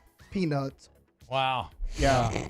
I know. Peanuts. You strike me as a bold peanut man. Yeah, he does. Oh, yeah. Love boiled Oh, peanuts. yes, he Can't does. be from LP and not love You get the boiled big peanuts. sack they sell at like the local supermarkets. It's like the 10-pound sack. You Yeah. can get it for like $5. Oh, It's the smells green awful. peanuts, and you drop them in the Pot. Oh, yeah. I miss O. Henry's very much and just throwing the things on the ground. Ask the bench, should I get a full-size or mid-size truck? You should get a Tundra. Ask the bench. Or a Tacoma. Yeah. Well, wouldn't that be mid-size? That's what I'm saying. Well, I was saying full-size. Okay. Ask the bench. Just saw Scone post a pic of his house lit up. If either you two posted and I missed it, curious for the final product because I haven't got lit. I have not posted mine yet. I will do soon. Ask the bench. What should my last supper be before we go in on Tuesday to have the baby? I mean, it's not like any. You're going to get to eat again later in life. And it's weird because if anything, like, I don't know how strict you are, but some people won't eat certain things when pregnant. So you're going to have culinary options open up. I don't know, fried chicken. Fried chicken sounds great. Like maybe fried a chicken and pasta, mashed like something potatoes. heavy. If you're going to eat like bad food for a while, get something heavy to tide you over. I agree. Murder Giraffe says Les Mis sucks. You know what? You suck. Yeah, I'm not a big Les Mis fan either. I've never seen it. I mean, were you dumb? What do you mean? No, it's just, it's crazy. We were all born with different likes and interests. Yeah, it is. So I agree. I don't think it's a dumb take. It's just not for me. Favorite non-franchise pizza place? I used to really love this place in New Orleans called G's Pizza. Red Zeppelin's pretty good. Roca's good. That's like more sit down. Yeah. Favorite fictional pizza joint. Oh, Pizza Planet, Toy Story. Yeah, correct. The one from So they Stranger had Things, one at too. Hollywood Studios in Orlando for a while, a Pizza Planet. And from Extremely Goofy Movie. They can't have. Wait, hold on. OTB, OT. We could not have had a Pizza Planet at Hollywood Studios. Yeah, they did. It's a Disney property. Because you can buy tons of Pizza Planet stuff at Disney. Yeah, Hollywood Studios is one of the Disney parks. My bad. You were thinking Universal I was thinking Studios. Universal No, Studios. yeah, My Hollywood fault. Studios. Yes, you are. they have Okay, one. my bad. Yeah, you are absolutely correct. Man, don't come after that, man. Agatemp Baton Rouge, AgaTempBR.com. Ooh, gumbo. That'd be great. AgaTempBR.com, Agatemp Baton Rouge. For all your AC, heat, and electrical needs, go take advantage of the place that has incredible reviews. The customer service is second to none. Get that service to the highest degree. That's their kind of core ethos mission statement, but they back it up. Go check it out today. Trust me, you're never going to go anywhere else. I promise you. Agatemp Baton Rouge, AgaTempBR.com. Once you go to that website, remember you can schedule your appointment right there on the homepage of the site, and they're going to tell you exactly who is coming to your home. They're going to give you a bio of who is coming into your home, and you're just going to have peace of mind, and you know they're going to do a great job. 5-star reviews all over the place. AgaTempBR.com.